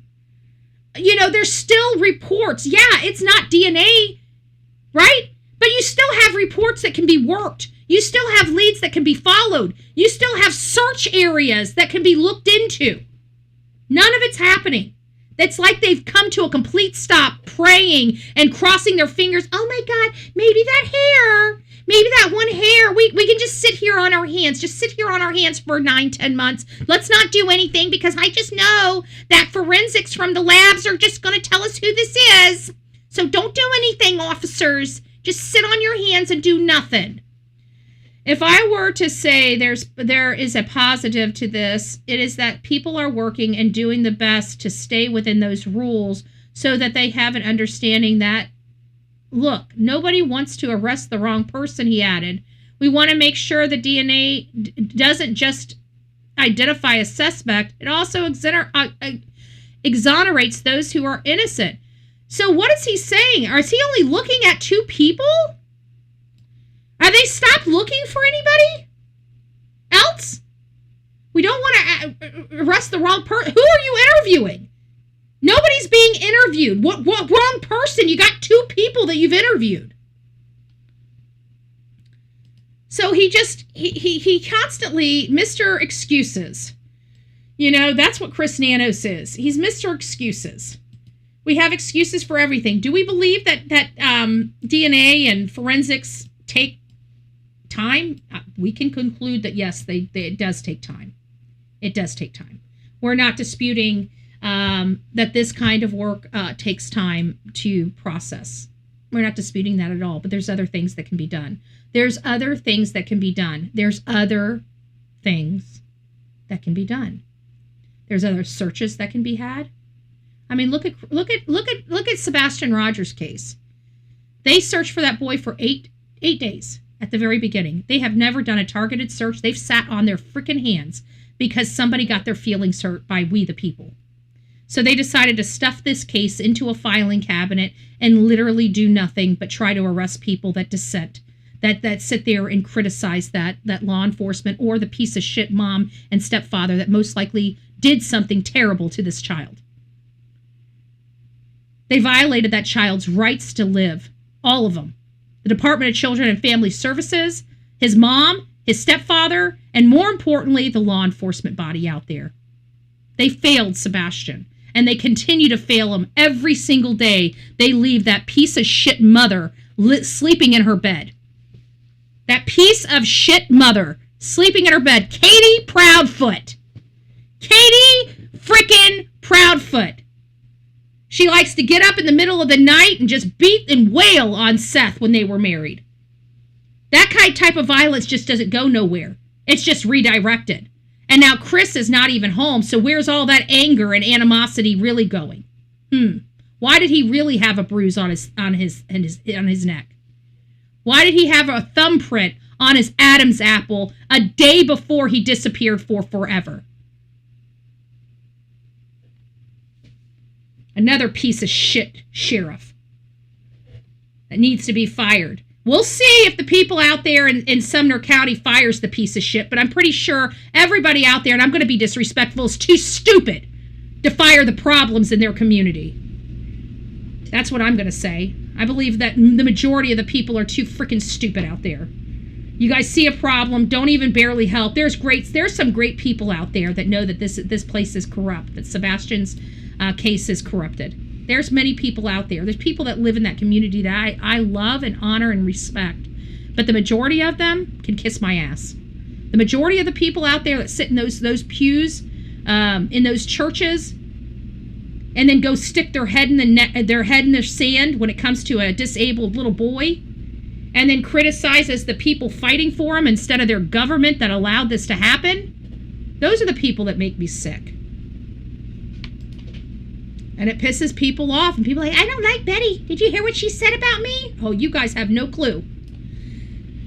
So the task force investigating the Nancy Guthrie's disappearance is aware of a new cybersecurity report examining a Ariz targeted crime in Pima County. I'm not going to get in here. This was flagged for investigators. We've already talked about this wrench attack. I'm sorry, until we have more details, I'm not adopting this. I'm not adopting the wrench attack on this show. There's several reasons why, as I've looked into these wrench attacks, and it seems like the wrench attacks, everybody survived. They were bludgeoned, they were beaten, they were tortured, but they were tortured for their login credentials. And when they got their login credentials, they left them in the house and took all their money. That's the wrench attacks we understand. This does not, we can't even confirm that this lady even had cryptocurrency. They're basically saying this is a wrench attack because there was a ransom for Bitcoin, which again doesn't bode with the prior wrench attacks that they've classified as wrench attacks. So I'm trying to figure out what is the criteria of wrench attack. How did they determine that she was associated or confirmed as a wrench attack, or being confirmed as a wrench attack? And, you know, and have we confirmed that the ransom notes are legitimate? And I don't think any of those things have been proven for us to even entertain that this is a possible wrench attack. So I'm not adopting a wrench attack for this show. I'm sorry, I'm just not. I realize that the experts are, and that's great. We'll monitor them, and hopefully it's something more supportive will come along where we can also adopt it. But I'm a little, I've got to have corroboration, and I just don't take the word even of a Fortune 500 company, right? I don't know if this is a Fortune 500 company, but from my understanding, this particular company is the gold standard, you know, to the cybercrime, and that the FBI leans on this company heavily in investigating different types of stuff. So I agree that they know their stuff. Okay, I'm not disagreeing with that. I'm disagreeing with the process, and nobody can explain how Nancy Guthrie really is a target of this wrench attack when we can't even confirm she even had cryptocurrency. From my understanding, these people are targeted because because of their cryptocurrency account. Not because they're being abducted and ransomed. That is something totally different. And I don't think that if you actually have a criteria that must be met for wrench attacks, I don't think it's going to meet that criteria. And I'm asking what the criteria is, and nobody's giving me any answers. So until somebody can explain this to me, or how they came to the determination of this, we are not adopting it for this show. Yes, it's a possibility. We can say it's a possibility, but I'm not adopting this. I'm not entertaining this, because I don't believe that the ransom notes are legitimate. Nobody has been able, just like I'm not adopting that this intruder made access from the back of the house. I'm not adopting that. Everybody else has adopted it. I'm not adopting it because there's another location that they could have made entry into the house, and nobody has excluded that for me. Nobody of authority. Just like when I say nobody's searching for Nancy, we know that there are YouTubers and other people out in the field, and the people out in Mexico that are physically searching for Nancy, but it's nobody of authority. We have no law enforcement out there physically searching for Nancy. And law enforcement is the only one equipped to search for Nancy. It's like, go out, find her. Once you find her, then we'll start the case. It's like, I'm so sick of lazy policing, it's not even funny. It's just lazy. Law enforcement, every government body has just gotten lazy over the years. They've just gotten lazy. They take everything for granted. They just have their hand out for a paycheck. And I don't want to say that for law enforcement because I know that the beat cops are not like that. But, I'm not talking about the beat cops when I'm talking here. They may think I'm talking about them. I promise you I'm not. I'm talking to the hierarchy of the law enforcement. When I come down here and I start swinging things and I start talking shitty about law enforcement, I am not talking about the people under them. I'm talking about the people that are making the decisions, because I know for a fact law enforcement has a chain of command and they follow orders. We learned that more than anything when they arrested the guys out there in front of Nancy's house, did we not? They have a chain of command. So I'm not talking to the people following orders. They're just following orders. They're just doing their job. I'm talking about the people providing those orders. Those assholes. They're the ones I'm speaking to. They're the ones I'm dragging. So if you're a low-level, beat cop, you're told what to do from somebody above you, I'm not talking about you. Don't take offense to what I'm saying. I'm talking about the pieces of shit that are above you, that are telling you how to do your job poorly. Those are the people I'm talking about.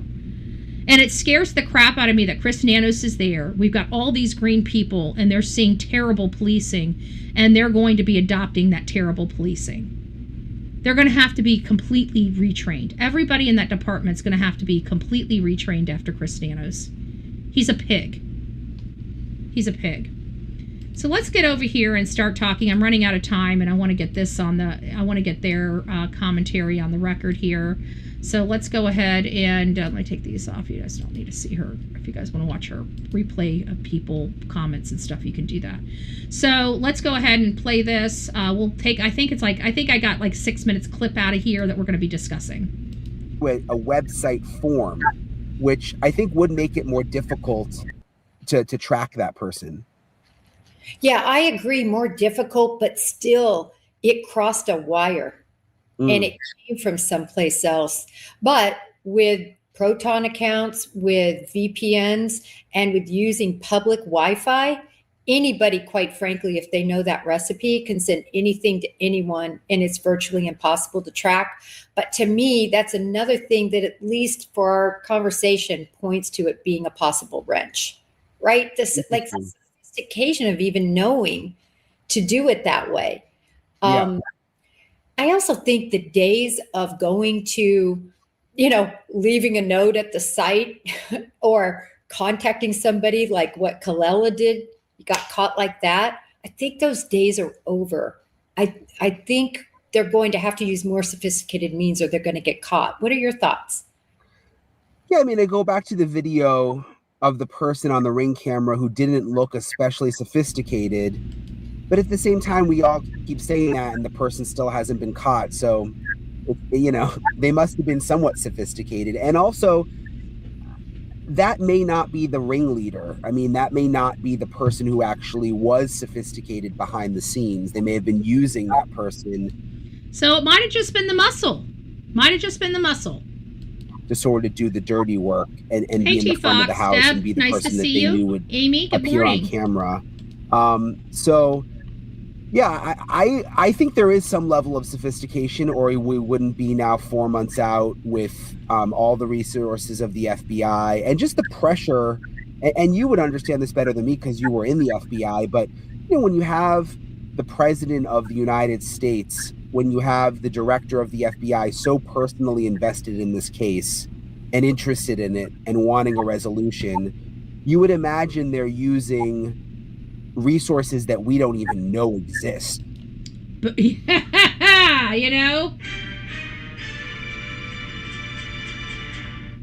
Why did that? Oh, I did not even have that even plugged in. I thought I had this plugged in. Did I just unplug that? I could have sworn it was plugged in before. I don't know. But, he's right, and we've talked about that. Even the signal sniffer. Like we never knew of a signal sniffer. He was never supposed to leak that out. Chris Nanos had a big fat mouth then. He's got a big fat mouth now. He talks bullshit. And the stuff that he's not supposed to say, he says. The stuff he is supposed to say, he doesn't say. It's like it is a truly, just a mess. Just a mess. when it comes to Chris Nanos. But think about it. He is absolutely right. I mean, you're talking about the President of the United States taking a vested interest in this case. He sent the FBI director out there with a truckload of resources. But again, how many of those resources are they allowed to deploy? Because of Chris Nanos. And how many of those things are they having to keep secret from Chris Nanos? Because Chris Nanos blabs his mouth. Don't touch the cords. Am I going in and out? I was touching. It probably went in and out when I added the thing. Yeah, I know. Don't touch the cords. So let's break down the computer. But the computer, I've got 0 drop frames right now. So, we've had limited drop frames. I don't like drop frames at all because that's why I reduced the bit rate because we weren't having drop frames. But I was having chug-a-lug-a-lug with my lips and everything else. So I did some reconfigurations, and I realized that I was not using my encoder. It was still running through my CPU, which was lagging causing a lot of gunkiness on my CPU.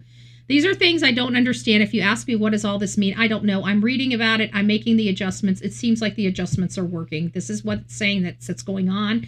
I'm sure over time I will understand the difference between a chip and a CPU, but until then, I don't understand. So I'm just saying that stays. Oh my gosh. Can you imagine? Well, their only job is to be the mouthpiece for the sheriff. Yet she's having to micromanage the sheriff's speech because he won't let her do her job. He should not be the one doing these interviews. It should be the PIO. But Chris Nanos is so damn arrogant, so narcissistic. And I'm telling you, this man, there's something wrong with this man. I don't know what mental ailment that this guy has, but there is something wrong upstairs. There is nobody that should be of his advanced age and still lying to the world about every blessed thing. There's something wrong with the man. Okay? When I was younger, did I lie? Did I say white lies? Did I do anything to get me out of trouble because I felt, I didn't want to be in trouble? Yeah, of course. I think everybody in their life has lied, deceived, been sneaky, deceptive, but we grow out of it. Okay? We get to a point in our life where we're like, yeah, who gives it? If you don't like it, it ain't your life, boo. Shoo, be gone, right? I got no reason to lie. If I'm doing it, I'm doing it. Who are you to tell me what I can and can't do? That's where I am right now in my life, That's where I am right now in my life. So I don't understand how a man that's the sheriff that is literally older than me, it could be my freaking grandfather, how he can still be lying. That's the part I don't understand. We all do, stupid stuff, and I don't lie about it. If I do stupid stuff, if somebody calls me out, yeah, I did it. So what? You going to try to stop me? What what do you think you're going to do to me? I don't know you. But one thing I'm not going to do is come here and lie to you. If I can't tell you, I'm going to tell you I can't tell you. But I'm definitely not going to lie to you because listen, I have no reason to lie. I am 46 years old. I take care of myself. I pay my own bills. I pay my own taxes. And I answer to literally no one except Delilah. Okay? She got me wrapped around her little paw. I get that. Okay? But I answer to no one other than Delilah. And she doesn't ask much from me. All she asks me to do every now and again is play BALL with her a couple times a day. And she's happy. Those are all my only requirements. And to feed and water her, of course. Those are and give her love. But that comes naturally.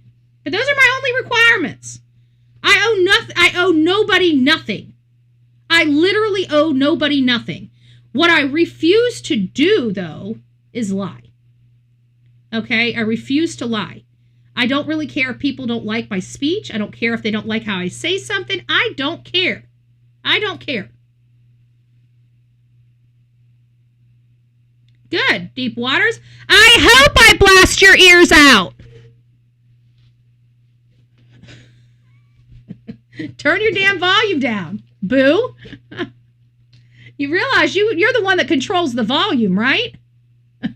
If you're too stupid to realize you control your own volume on your side of the screen, well, you're probably too stupid to be over here in the Bullhorn Betty channel anyways. I'm just saying. That's what the volume thing knob is for you. You know, everybody got it. You slide it up and down. If my voice is too loud, you just turn the volume down, boo. I mean, it's not rocket science. I think you need to go back over to the idiot side of the street.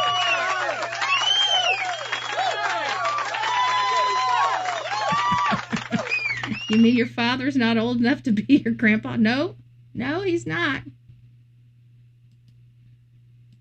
No, he's not. He's still old enough to be my dad, but Chris Nannis is old enough to be my pawpaw. My pawpaw don't lie. I've never known pawpaws to lie. How many people have a lying pawpaw? How many people have a lying pawpaw? I don't know any lying pawpaws. I just don't. I don't know any of them. You find me an old man that has to lie. It's those old pawpaws that told me that I don't have to worry about nothing. I make my own rules. I live my own life. Nobody lives my life for me but me. Listen, you can live your life for everybody else if you so want to. You certainly can. Nobody's stopping you from living for somebody else. I'm just saying, while you're living for somebody else and somebody got their foot on their neck, many people are just living. I'd rather just be living. So, deep waters, remember, you'll never be back over here again unless you're standing in the corner silent. But just remember, we don't like stupidity over on this show, and we do make fun of it as often as possible. So if you can't realize that you got your own little volume button, there's nothing we're going to be able to do to help you here on this show. I'm just throwing that out there to you, boo-boo. Just throwing that out there to you, boo-boo. Kind of like how they got the camera video when there was no subscription. I mean, there are things I'm sure they can do that we don't even know about. They would probably even make us uncomfortable in terms of just surveillance and the things that they can do behind the scenes. Yeah, I think that is a given. I think that we're already realizing that privacy. There is no, and I've been saying that on this platform for a while. There is no privacy. I'm so sick of hearing, we go out here and it's like, oh, we have to fight for privacy. Listen, I don't know about you, but China knows everything about me. Okay, they probably even know my biological system. I mean, it's kind of disgusting to think of it like that, but are you kidding me? It's China. Okay. The idea of like social security, what's the purpose of a social security cards are absolutely insignificant in 2026. For you to have a social security, it is not an ID at this point. Okay? It just isn't. Your social media is more of an ID than your social security card is. Your social security card is absolutely worthless this day and age. Every single country imaginable, from Iran to Germany to Russia to China, to hell, even Indonesia probably has your social security and all of your information. Somebody knows who you are, whether they know who you are or not. Okay, that is the reality. Everything that we've given, think about it. We've given all of our private information to our financial institutions. And how many financial institutions have been breached? How many? Every single one. There is not one financial entity out here that hasn't been breached, yet they're the ones that possess all of our private information, every one of us. Every one of us that has ever gotten a car, every one of us that have ever opened a bank account, every one of us that has ever gotten a car loan, a house loan, a personal loan. We've had to pony up our social security numbers, our driver's license numbers. We had to show them our financials, take our bank statements, put them in there with our bank account numbers, our credit card numbers, everything. And every single one of us has had one thing or another, unless you've been on Skid Row since the day you were born. And there are a few people, unfortunately, that have been on Skid Row since the day they were born, and they don't have these things. So they are people that literally could disappear tomorrow, would never even know exist. There are some people like that in this country. It's sad to say. It's sad to say. But at the end of the day, those are the only people safe. But anybody else has bought has opened a credit card, bank account, auto loan, house loan. All your information is stored in other countries. Every single financial institution has had a data breach. And you know what you get for that data breach? Somebody having all of your information, your private information, knowing if you're under the age of, God knows, 30, they probably know your cycle if you're a female. That's how disgusting it is. And you guys think I might be going overboard? I'm not.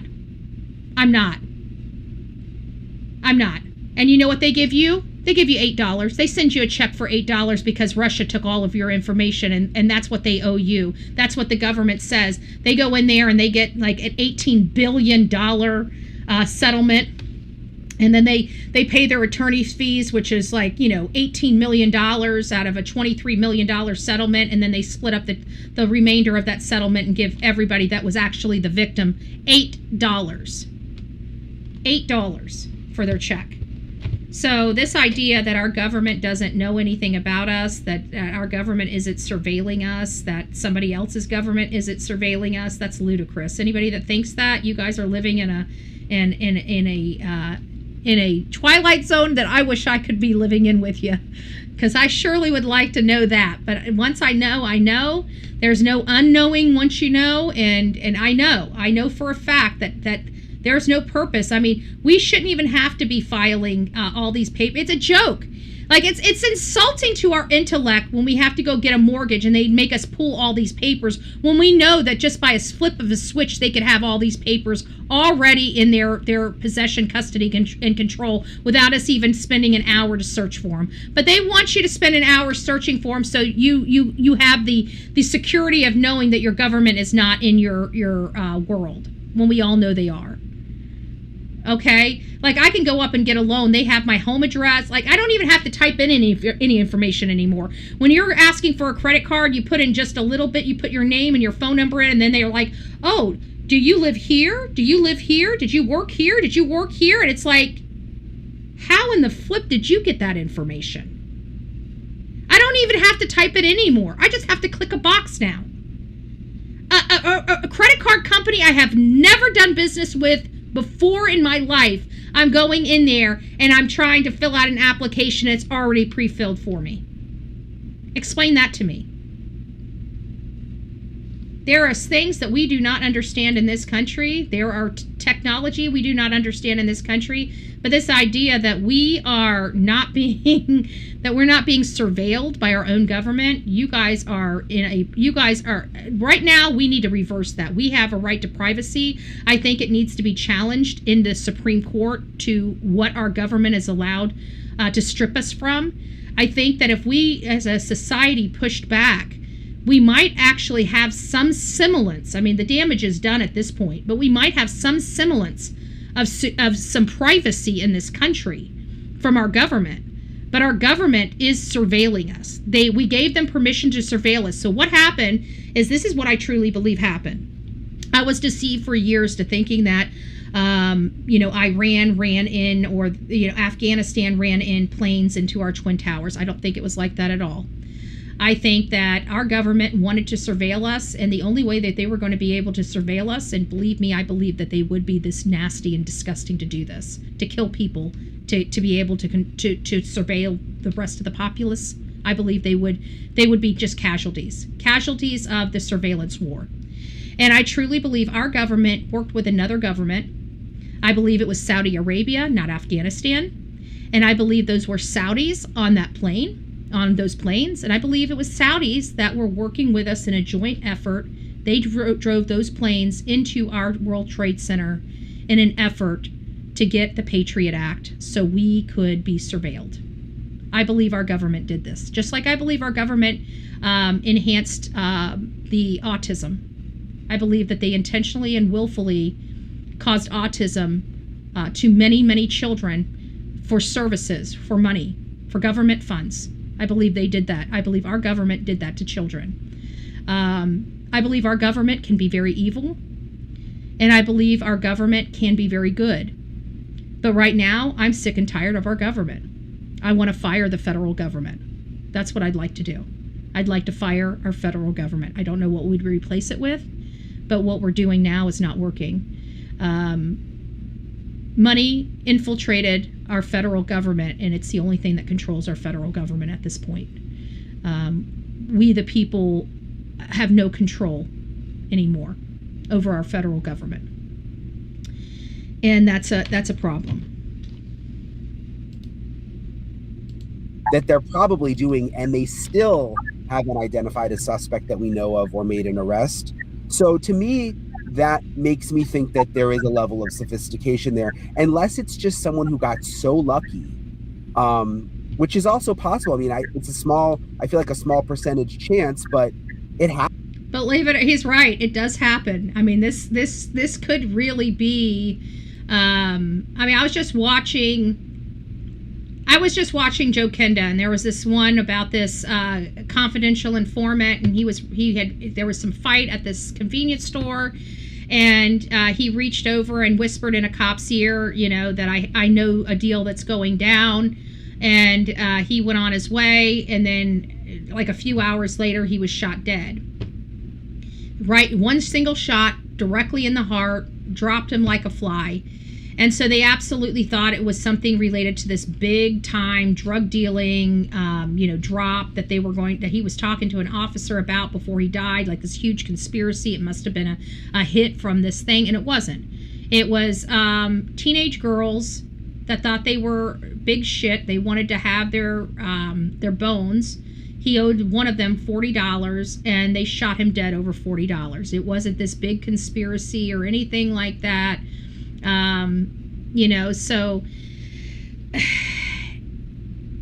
the case took forever to solve because they didn't consider it being a teenage girl that just got lucky, because it was a one shot straight through the heart, killed him instantly. It was a lucky shot. It was a lucky shot. They thought this was a hit. And it wasn't. It was a teenage girl that just got lucky. And it threw the case for quite some time because they were looking for a thug.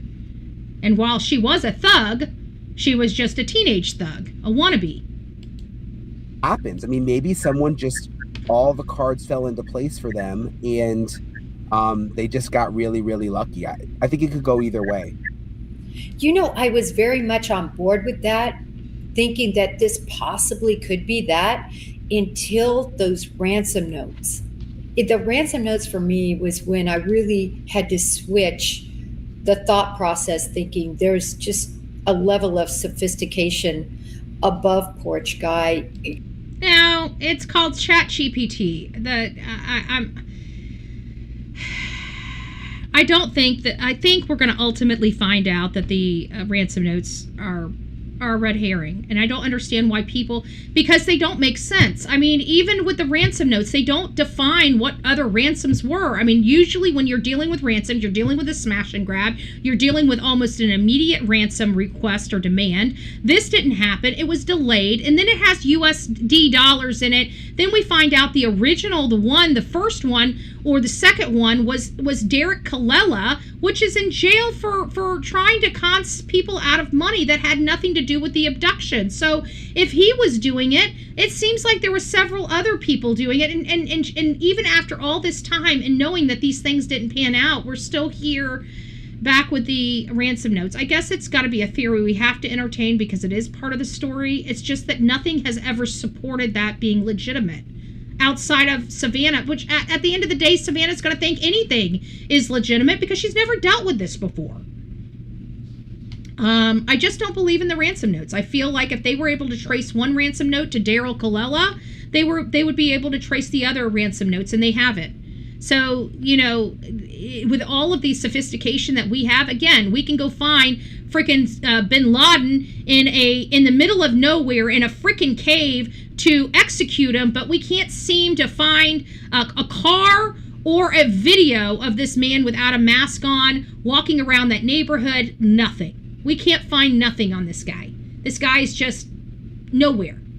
We have one little video or a few little video clips of this guy moving around, and that's all they're willing to release to us after all these months. So either they know who this guy is, or they don't have a clue what the hell they're doing. I don't know which it is. I pray to God they have the guy. But we don't know that. We really don't. We have no earthly idea. In other words, my needle tipped, I guess, rather than just for me, because I think that had to have been thought out. They came in the next day to the locals and then 12 hours later to TMZ. They thought. Yeah, 12 hours? That's too long. That's too long. Nobody is going to steal an elderly lady and wait 12 hours to drop ransom notes. I guess it's possible. It doesn't make sense to me. I'm sorry, it just doesn't make sense to me. I would think that they would, sorry guys, I gotta make me another pot of coffee. I'm out of coffee. I gotta make me a little single shot. Hold on. I love this little single shot, but I always have to fill it up with water.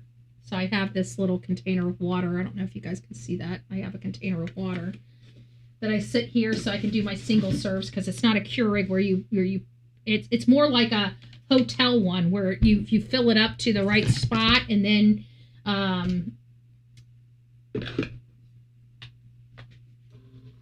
it's just a single, you pour base. It's like a hotel one, a little single one that you just dump your water in, and then you put the pot in, and then you hit a button. One of those. That's what I have. So in the office with my box of single serve coffees, so I don't have to make a mess here. But I have this. I have an old milk jug that I cleaned out, and I just fill with water, and I have here so I can fill it up whenever I'm out of coffee. I guess, yeah, there's nothing left. There's a little bit, but not enough. It's got to be cold. All right, let's keep getting back here. I agree we need to look at the ransom notes are part of the story, but I just don't believe them. I've never believed the ransom notes. Why? Because I've always thought it was too far-fetched.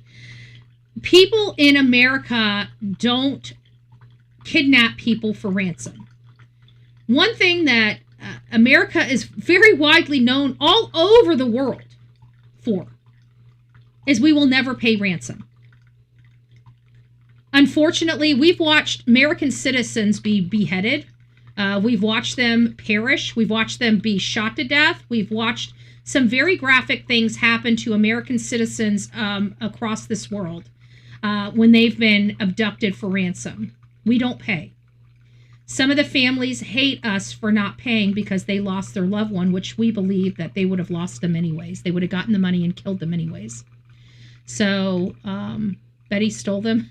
What did I steal? Yeah, mine weren't working on the channel. Yeah, I heard that the emojis weren't working. I didn't have that experience, but I'm very rarely in people's chats. I'm a content creator, so when I'm not online, I'm either I don't spend all my day researching stuff for true crime. I spend most of my days doing political stuff. But either way, I'm curious why the FBI thinks or thought they were real. That's a great question, Issue. I don't know. I really don't know.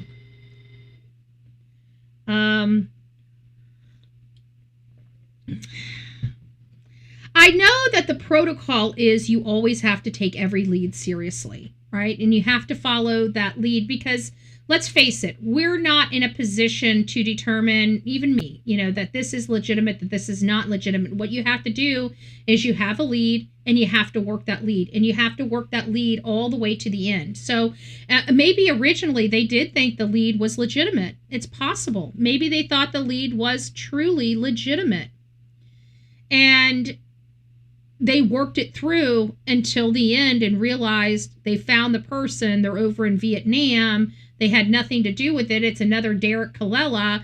There may be people around this world that have been arrested and detained by their government in concert with the American officials here, and we're just not hearing about it because it's in a different country. So we don't know. We don't know if and Jennifer Coffindaffer in that respect doesn't know either. Maybe this needs to be a question that her or Brian start asking some of their sources. I don't have those sources. They do. To find out, has there been anybody arrested for these crimes in the world? Have they been able to source those ransom notes? I mean, at this point, if they were able to find Derek Colella this quickly, certainly they're able to find these other people. Why aren't they able to determine, at least to us, whether or not they were in this country or outside of this country? And if they were outside of this country, where were they? Because I was hearing some of these may have been coming in from Vietnam. That's what I heard. I don't know if that's true or not, but I heard the culprit was in Vietnam. That's what I heard. So again, I don't bring that up very much because I've got no corroboration with it, but that's what I personally heard, that these were coming from Vietnam, however you pronunciate it.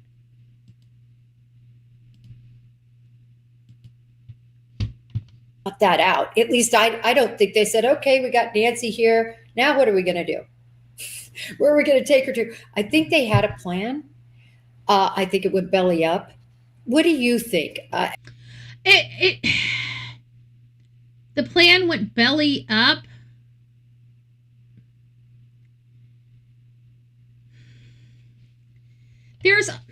Let's go through this. Let's go back through here real quick.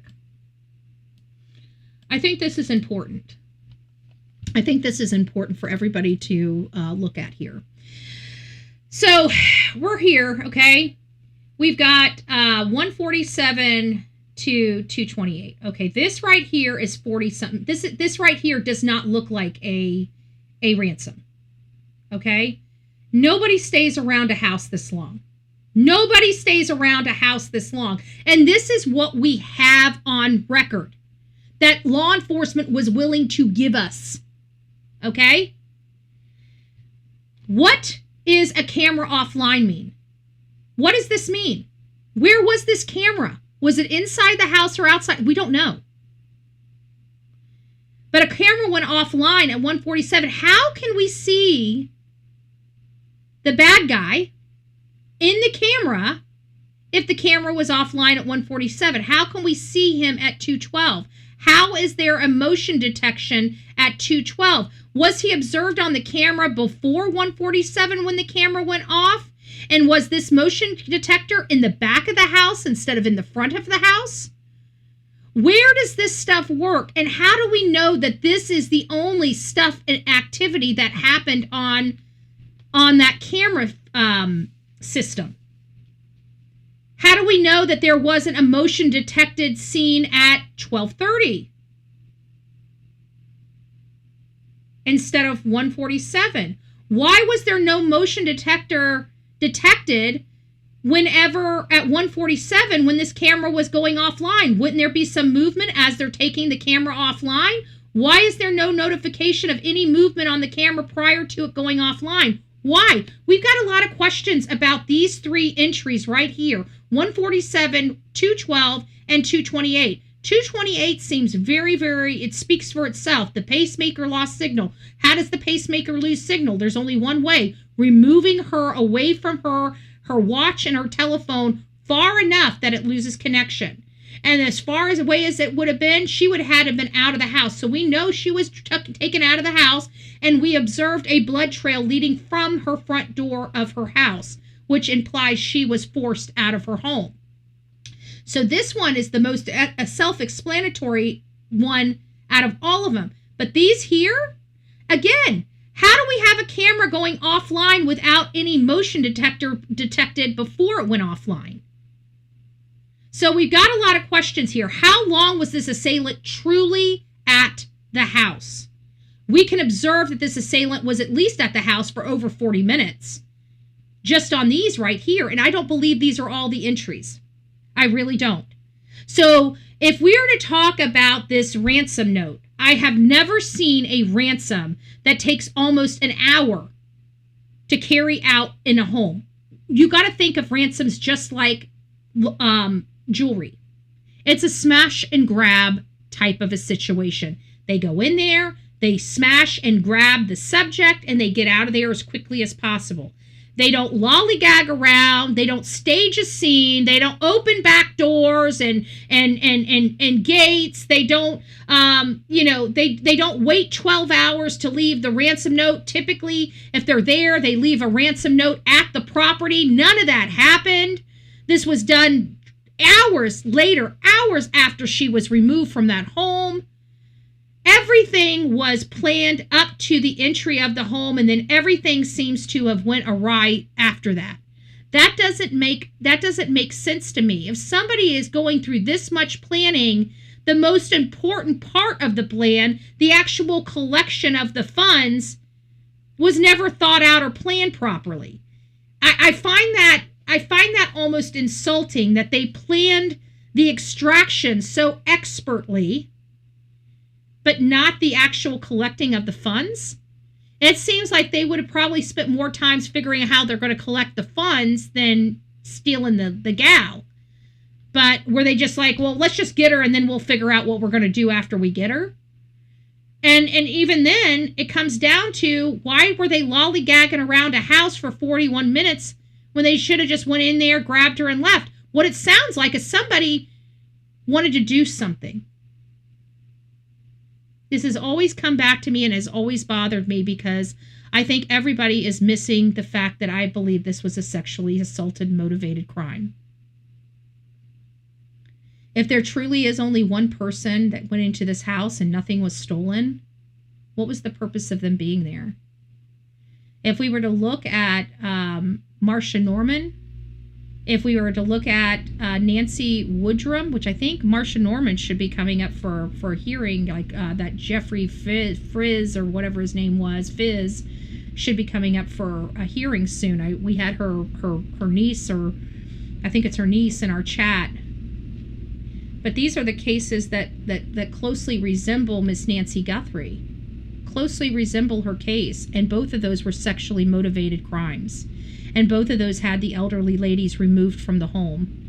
And so far, nobody of expert has entertained the sexually motivated crime. They've dismissed it. Which I think is inaccurate. Why would they dismiss it?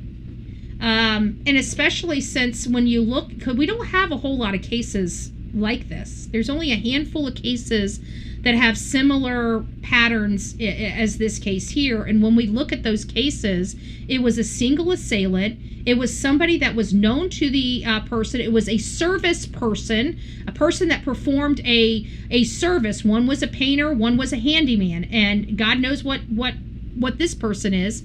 And they were there in their home doing a job and became sexually attracted to the elderly homeowner, and came back and AR'd them and bludgeoned them and removed them from their home to conceal the crime. So when we look at this, everybody's talking about wrench attacks. Everybody's talking about all these things that we've never seen, that are just hyperbole to me. And the one thing that we can say, we've got evidence that, these other elderly ladies that had similar scenarios was a sexually motivated crime. But nobody's entertaining Nancy Guthrie's case as a sexually motivated crime. Nobody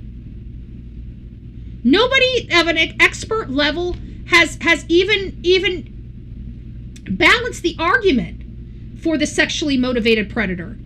They've completely dismissed it at all, and I think that that's poor. Because we have more cases that match the elements of this case showing sexually motivated single perpetrator crime, and everybody has started dismissing they never even entertained the sexually motivated aspect of this, let alone the suspect being somebody that, like an electrician that was just there in September working on her home, or maybe a fired pool guy. Or maybe she hired somebody new to pressure clean her home. The roof was awfully white. So it looked like she had recent work done to the exterior of her home. I'm just very concerned why everybody is entertaining the ransom, but not the single perpetrator sexual assault. When we have evidence that in elderly cases like this, the elderly individual, when they've been sexually assaulted or going to be sexually assaulted, have been removed from the home. And she's been removed from the home with no explanation, by the way. So there was evidence in Nancy Woodrum's case that she was sexually assaulted in her bed, but I don't believe that there was any indication that Marcia Norman was sexually assaulted in her bed. I believe she was removed and sexually assaulted and tortured in a different area. I think she was physically removed to be able to torture her. I don't think she was tortured in her house. I think she was tortured in a third. We'll have to look at the details. That's still going on, so we'll understand more about that case. That case has not been finalized yet. The perpetrator in Marcia Norman's case is still on trial for his life.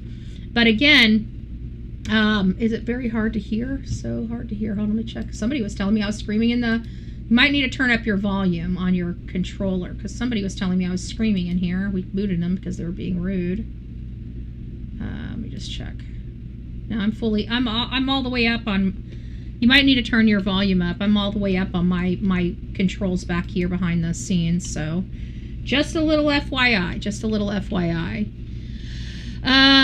Very rare do I question God like I have with Nancy. Why? What was the motive? Why did he allow this? She lived a life of faith in God, rant over having a moment. I get it. You know, I mean, honestly, this last year I've been struggling a lot with a lot of things, you know, my personal life, these cases, you know, the pain. I hear it. I hear it. It's quite... the struggle is real. We don't know why. I will never understand why there is pain, the type of pain and the level of pain we have in this country, in this world.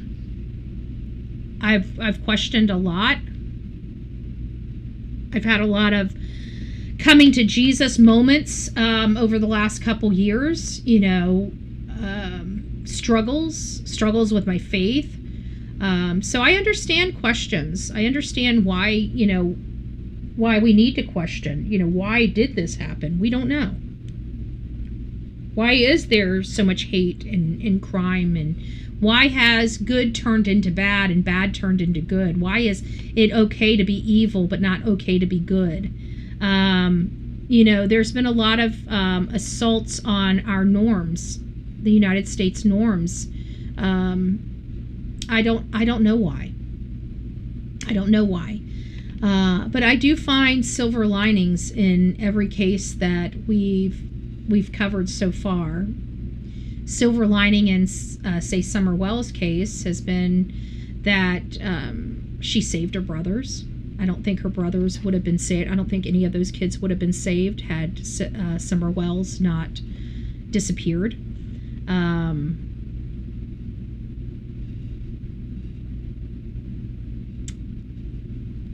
I try to find silver linings in a lot of the stuff that we have. Jaden Spicer, you know, his mom murdered him. He didn't want to be with his mom. He wanted to be with his grandmother. His grandma had just recently passed away. Now he will forever be with his grandma. You know, as hard as some of these things are to swallow and cover and deal with, I truly believe there's a purpose that we don't know about, that purpose, you know, will reveal itself in its time.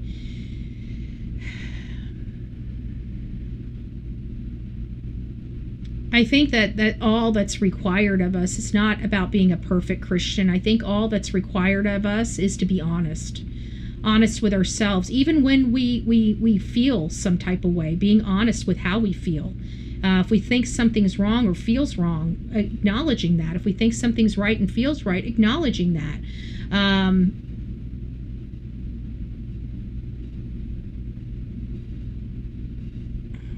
I don't know. I don't know. That's just, I don't know. I don't know.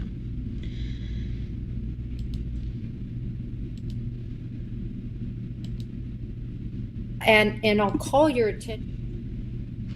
Nope. Your attention, of course. Sorry. This is my favorite picture because this is what convinced me it was expirated blood. Because this isn't the one with all that splash over there that could have actually been from the little, but see all that little splashing? So what do you think? She left there alive? I mean, I wish I knew. Based on everyone that I've talked to, my gut feeling is she left there alive.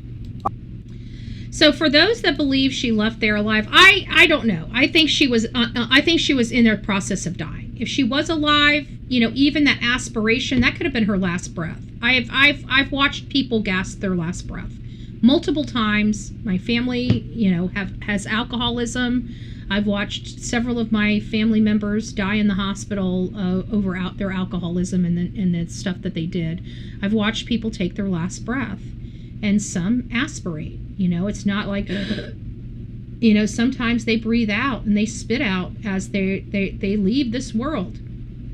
And so this lady is only a foot to a foot and a half off that ground when that spray happens. And they're saying it came from the mouth and the nasal canal because of these, you know, the hollowness inside of these. Now, again, I have questions about it because this is after the forensics is done. They've determined that this is Nancy's blood on the outside of this house. And in order for them to determine conclusively that this is Nancy's blood on the outside of the house, they would have had to take samples. We were not there for the sample collection. I have always asked, how did they collect this if they didn't take the concrete? You know, I know that they use Q-tips. Are we absolutely positive that this is not them testing this spot with a Q-tip? It's a legitimate question. It's one that they may say, yeah, this is, this is an aspirated spot. Yeah, I get what you're saying with the Q-tip, but no, that's not what we're dealing with here. You know, we don't know. I definitely don't know. That's why I'm asking the question. There's too much evil in this world. It's sad. It's sad times we live in. We must pray for, but so many people know that, and you would think that there would be a lot more people, and the people not doing things, you know, because they know that there's evil in this world. So it's just like, you know, at this point I'm starting to think, is evil overcoming good? I mean, how can that be? Certainly we have better people in this country and in this world than we do evil SOBs. I know the evil SOBs, it takes one person to wreak havoc among thousands, right? Just one person can really do a disservice to thousands of people. So I know that you know, one person can cause a lot of damage, but certainly there's more good than bad. And why aren't we seeing that? You know, that's the problem that I have. But getting back to the blood, I just want somebody saying that, yeah, you know, yes, this could be a Q-tip, or I've watched them process scenes before and no, they do not hallow the blood drop out. They roll it in the blood, or, you know, the collection technique, somebody just explaining that to us and saying, no, this definitely is aspirated blood droplets. This is not, you know, pre-tested blood droplets. And of course, you know, we're seeing some debris over one of the blood droplets. So we know that the blood droplet happened first, then the debris got kicked over it, which does that help, you know, support a struggle out there? It might. But again, we don't know because the crime scene unit that was supposed to collect all this stuff failed to collect all of this stuff. We have a man that has a bite light, DNA all over his hands, that pulled shrubbery that they could have most likely... I don't know where that came from. Why do we never see news people sneeze on camera? Because I can't control it. When it comes, it comes. Why do we not see more people sneezing mid-sentence on camera? What kind of techniques do they have to stop sneezing? I'm just asking for a few friends. I'd like to know that. I wish VA and Chaos would come back around. I miss them. Aw, yeah, yeah, they haven't been around in a while. Huh, interesting. Makes you wonder who they were. Just Throwing that out. And that it maybe was some kind of nosebleed or, you know, I mean, you've seen the pictures of her, and we all have, you know, grandparents and older people in our families where they're on certain medicines, and you could see the bruising on her arms. And I'm sure, like, I have people in my family, if you just bump them the wrong way, they will bleed a lot. Bleed a lot. So especially people that are on blood thinners and things like that, which we're hearing because she was on pacemakers, she was on a blood thinners. That means she could have been, you know, she could have bled very heavily, just by a little, you know, something. Again, and I think part of my problem too is, like, just looking at Nancy, I don't know, I just feel for her so much, and I feel like I know her at this point, even though I don't. Like, just what a wonderful woman. I hate to even think about, it's hard for me to envision someone punching her, hurting her, I don't know, maybe just my mind doesn't like to go there, but my gut feeling is maybe she was bumped or hit something on the way out and the blood came that way. But it's like, that's what we'd hope. But again, if the blood is in her face, she would have had a face plant, you know, or somebody would have had a hurt. I mean, if she's got blood coming out, which is what everybody's saying, this is, again, I've got the question, are we sure that these are not hollowed out by testing the spots? But nobody, you know, I don't think anybody that have expert level is hearing my question. You know, I'm such a little channel down here, you know. I don't think anybody is listening to the question to answer the question, but I'd like to know. I just want somebody to say, no, there's no possibility that this is from them testing with a Q-tip. And then it's like, okay, then we got aspiration here. I want to ask the question. I want the question that lingers behind, you know, in my mind to be closed so I can move on. And it's not being closed because I got these questions that nobody's answering about, are we sure that this is, you know, we do see the spray, and it's coming, and they believe it's coming from the mouth and nose, you know, the nasal and mouth cavities. And what's producing that? You know, is it the last breath? Is it because she's spitting the blood out? Is it because she was just hit right then and there and abused right then and there? Poor lady. Golly. It's just like Brian says, it's hard to even envision this. It's hard to even envision it. Hey, aristocrat. It's nice to see you. I hope you're doing well. If it was darker, I'm wrong. It can dark even when you are alive. Oh, you're talking about the blood. Yeah, the blood can be dark. It can be whatever. But anyways, I don't know one way or the other what happened there. Do I believe that there's a breakthrough? That they absolutely know who did this? I'm hopeful that it's true. I'm hopeful that it's true that they may know somebody, but to be honest with you, I don't have the confidence that it is. I don't have confidence that I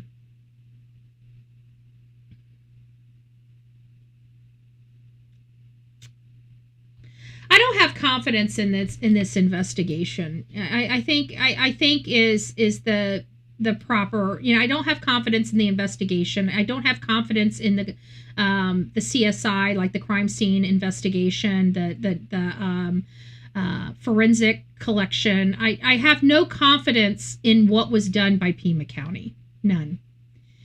I hope by the time the person is arrested and brought to trial, we find out that that's not the case. But I'm sorry. I think Chris Nanos is a criminal, and I don't think he knows how to run a sheriff's department, because he's running the sheriff's department in the ground. The morale is the lowest it's ever been in that entire department history. That's not conducive of thinking out of the side of the box or doing your job well. I'm not blaming the people that are under this type of regime in the, Pima County Sheriff. I mean, you guys are dealing with the product of your leadership. But at the end of the day, I think that leadership tanked this case. How bad did they tank this case? We won't know. We won't know until we find the subject, if we find the subject, and they go to court. It's going to be at that time we find out how terrible this is, or how much they were able to salvage what they were able to salvage. If we've got no DNA because they failed to collect shit and open this house up, and we can't get nothing from that hair, we're screwed. We're screwed. And all they had to do was allow the FBI to go into that house for us to get additional data and forensics. And they released the house. I think he released the house in spite of the FBI. I think that's why he released that house so soon. He didn't want the FBI in there. I truly believe that. I think Chris Nanos is that much of a fucking pig that he would have released that house to spite the FBI. That's how low I feel about the garbage that's running Pima County Sheriff. He does not get respect on this channel. We did respect him until we found out who he was. I will tell you one thing. One thing we will not do on this channel is protect a bad cop. We will not support a bad cop. We turn our backs to bad cops. Chris Nanos, if I was at a press conference with him, I'd be asking my question with my back turned to him. I'd be looking at a wall. I would literally be looking at a wall when I ask him my question. I can't stand him. Okay? As soon as I found out what kind of man he truly was, and then I see all of this stuff, because remember, we only saw all this stuff first. We had questions of what type of forensics they did, how they were able to turn the house over in 30 hours. We had all these questions before we knew the history of Chris Nanos. But now that we've seen all of this stuff, and then we found out about Chris Nanos, now we know why we were seeing all this stuff. We have a piss poor sheriff in town. We've got an entire community being ran by a bunch of cowards that sit there and say they have their citizens' best interest at heart, but now they were caught with their pants down because they decided to accept a telephone call from somebody up the chain saying, if you do this, your political career is over. And so they all fell in line. Every last one of them fell in line. Every last one of them fell in line. So now let me ask you, do you believe that your supervisors, your board of cowards, actually give a shit about you? No, they do not. They only care about power. They only care about their donors. They do not care about the people that are voting for them. And you know what they did? They stopped something that should have went forward. Everybody in that community was sick and tired of Chris Nanos. He only won by 400 votes. 400 or 500 votes. That's all he won by. So it's theoretically a split, divided community that I know that many people after this case went on the other side of that and wanted Chris Nanos gone. That means the majority of that community does not want the leadership of Chris Nanos. And do you think your supervisors supported you on that? Hey, Zoe, it's nice to see you. It's been a while. They did not.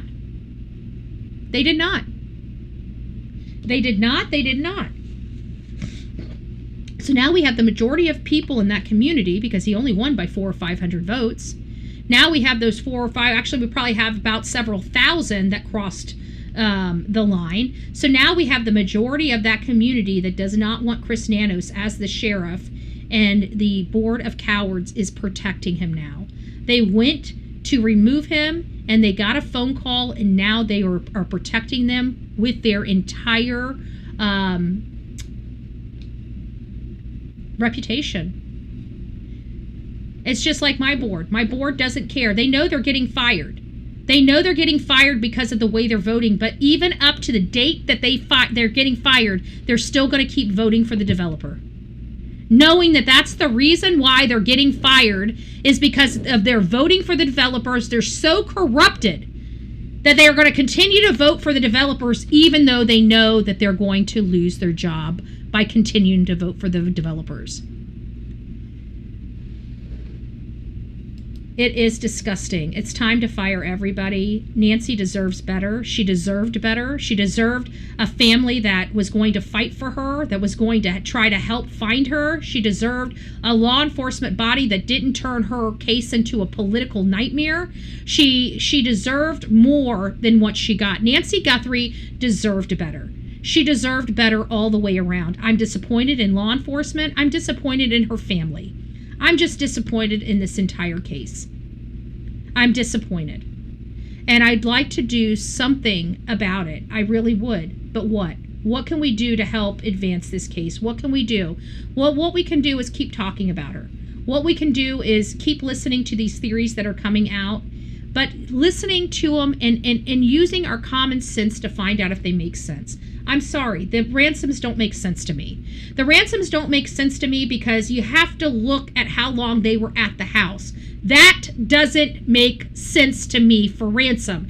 How long they were at the house, how long it took them to finally send a ransom in, all of that stinks and does not bode with any ransom that they can sit there and say, oh, well, this ransom went this way too. No, it didn't. Show me one person that has had a ransom that looked like this. Ever. I'd like somebody just, maybe there has been. Maybe I'm just ignorant and I just didn't see it. Maybe I was just, when I did this search that day, I missed something, right? Maybe because it's user error. When you go on Google and you're typing in your criteria and you get XYZ criteria, maybe you need to do a different criteria. Maybe I failed to do that second criteria to pull in the additional work. I don't know. It might be a me thing. But for me, this whole entire ransom thing does not make sense to me. Not just the ransom note itself and how it was delivered, but everything leading up to the ransom note. Nothing defied ransom. Everything that was done absolutely opposed it being really a ransom theory, including the fact that in ransom, it's a smash and grab. Please show me in a ransom where somebody spent 41 minutes at somebody's property. Anywhere in this world. Maybe I'm wrong. Maybe it might be a clue. Maybe we find out that the only place that had somebody stick around the house was in Jordan. And now we got, wait a minute, isn't Zach from Jordan? He said he had friends here. Could it be his friends? You see where that goes? But at the end of the day, we don't even have anything that remotely looks like this in a ransom capacity. The only case that we have that looks like this is Nancy Woodrum and Marcia Norman. And those were single perpetrators that committed a sexual assault on both of them and tortured both of them. Different guys. Older ladies like this one, geriatric age ladies like this one, removed from the home, both of them sexually assaulted. Both of their guys were people that worked around their homes. That seems to be more that what makes sense to me than all of this crap that we're hearing from all these freaking experts. But again, I'm just an average Joe. I've got nothing special. You know, I know how to build a case. I have legal expertise background and legal knowledge. I work for attorneys. You know, that's what I've got. That's all I've got. So these people have been in the field. These people have done law enforcement activities. These people have done investigations. You know, what do I know? What do I know? But I'm telling you, there's something, I know one thing. I know what my body is telling me. I know what my gut is telling me. And my gut is saying that there is no ransom here. These ransoms were red herrings. That's what my gut is telling me. Yet everybody keeps circling back to these stupid ransoms that nobody can confirm are even legitimate. Why can't law enforcement just come here and say that they believe that these were legitimate? Why can't they just say that they believe the frickin' notes were legitimate? It would change a lot for a lot of people and start having us look in other areas than where we're looking because we don't believe it. Hey, Seclusion. Welcome back, Linda. It's nice to see you. I think it was revenge kidnapping, not profit-based kidnapping. Thank you, Aristocrat. I believe it's somebody that's affiliated with Miss Guthrie, not Savannah. So in order for me to believe that these ransoms exist, I have to change my preface on that as well. That this was targeted towards Savannah. And I feel like if this was targeted towards Savannah, we would be further along right now because everybody was looking at Savannah at the beginning. So I don't know. I'm curious into finding out what you guys know. So I'm closing out the show. Thank you all for being here. I appreciate you. This was just to test the system, our new system. I changed the encoder. We did have some drop frames. I might have to adjust the bit rate slightly. to keep those, but they've stopped dropping for this part of it, so it's been really nice. We've had a great show with very limited problems. Hopefully we'll keep our fingers crossed that I fix the problem, totally fix the problem, but I have a funny feeling we're going to have kinks here and there, and we'll address those kinks here and there when we roll through them. But this was a great show for me. I mean, technologically wise, behind the scenes, a great show for me today. I hope it was great content for you guys as well. I wish I could stay here longer. We started very early because I wanted to test out my system, and it looked like we had a lot of people tune in to the Bullhorn Betty channel. So God bless you early risers on a Saturday. We had very little bit of problems in here this morning. We had a few trolls that came in, and that's fine, which is fairly normal. I wish people wouldn't wake up in such a piss poor mood first thing in the morning. It's ruining their day, not mine. I mean, they're going to be on here, ragging people for maybe an hour, 2 hours, and then the rest of the day they're on their own, ragging them own selves. I wish people would be kinder. I wish people would stop the childishness on these platforms. And I wish they would start, getting, if they don't like something, scrolling on. You can't control other people, but you can control yourself and what you choose to do with your time and yourself. So I hope people start, holding themselves accountable and start acting like adults instead of children, okay? This is a true crime community. We already have enough gunk. We don't need any more gunk, okay? We have enough pain in this community. We don't need any more pain. We don't need any more distractions in this community. This community has enough distractions with the cases we're covering. If people want to be here for clicks and views, I think the audience and the community sees which people those are, and they move past those people because they never have any information that's legitimate. They only have smoke and mirrors for profit. So the people that are here for good reasons, for the truth, right? For the truth, even if they have other motivation here. I've seen other people here that are motivated financially. Christine Randall, she's got all these different things to generate revenue, from like to know to Patreon to this platform to that platform, all paid platforms, right? But she's good at what she does. She wants the truth, right? So she's profitable, but she's selling the truth. She's not selling smoke and mirrors. And I think people are getting a clue on who the good creators are out here that are striving for the truth and which ones are striving for the clicks and the views. I've always believed if you give good content, the clicks and views will come. You don't have to sacrifice your content for clicks and views. That's said with a grain of salt, because obviously drama sells a lot more than true crime. People like the back and forth. People are just violent and mean this day and age, and they like platforms that allow them to be violent and mean. That's not this channel. That's not, in my opinion, not the true crime genre. That is the drama criteria. And so if that's who you are as a content observer, then this is not the area you need to be in. There's a whole nother genre of people that are nasty and disgusting and pig-like that you can go over and hang out so you can feel like you're part of the family if you feel like a fish out of water over here.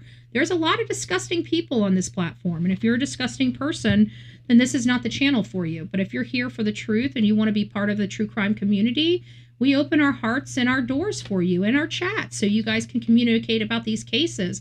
A lot of these cases gunk us up mentally and physically, right? So we carry a lot of the weight of some of these cases. The only way you guys can get that out of your system is chatting in the chat about your theories and stuff like that, and talking and really working out with your round table. Like, this is a round table discussion in the chat. Many of you guys have different opinions, and you guys get to hear your different opinions, and you get to discuss them. Maybe we don't discuss them on here, but you guys have great conversations in the chat. I see them every day. So keep coming back. Keep giving your thoughts. We will make a difference, in the near future. We still make a difference each and every time we come here and take a case, and we get closer and closer. Eventually, we are going to be a tool that law enforcement can't live without. And that's where we're trying to take our true crime community. It's going to take us a lot of work. We still got a lot of people we've got to shake out of the community that are just trash, that give our community a bad name. But for the most part, I think that eventually we're going to be so important to law enforcement that they're not going to be able to live without social media. They're going to actually rely on us in the future to help them. And I truly believe that that's going to be in the horizons. And I think that we're going to continue to work the right way to keep disclosing the right information and to make ourselves a powerhouse that law enforcement can't live without. And that is really the journey we're all on right now.